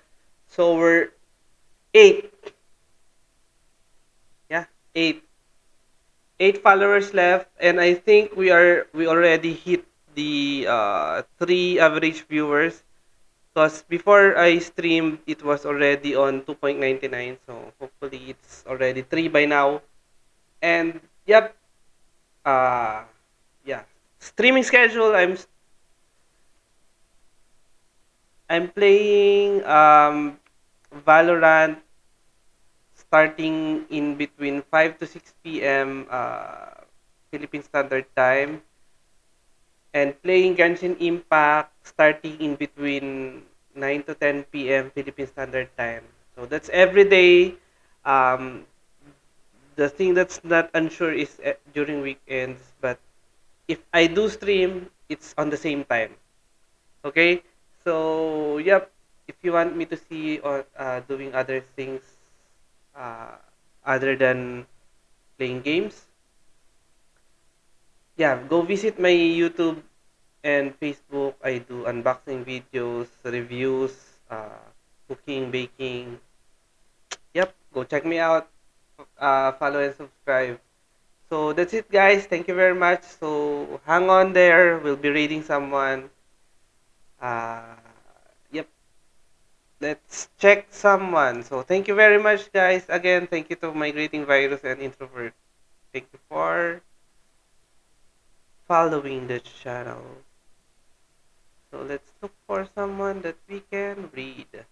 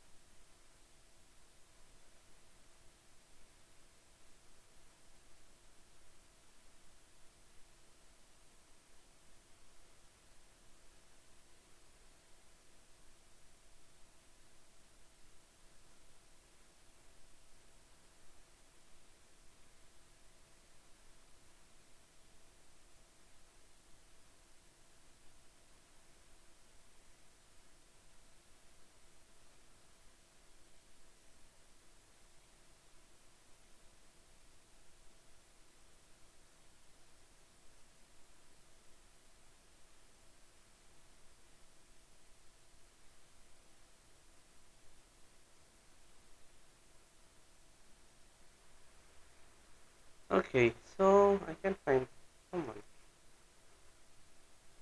Let's see here. Um,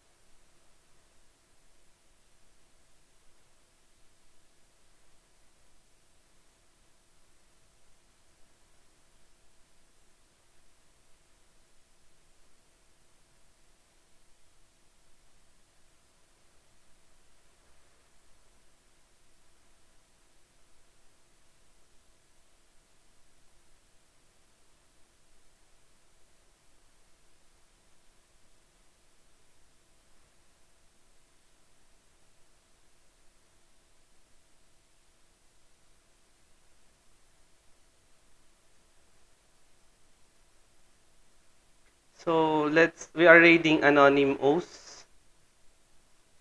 So, yep. Uh, let's go raid her.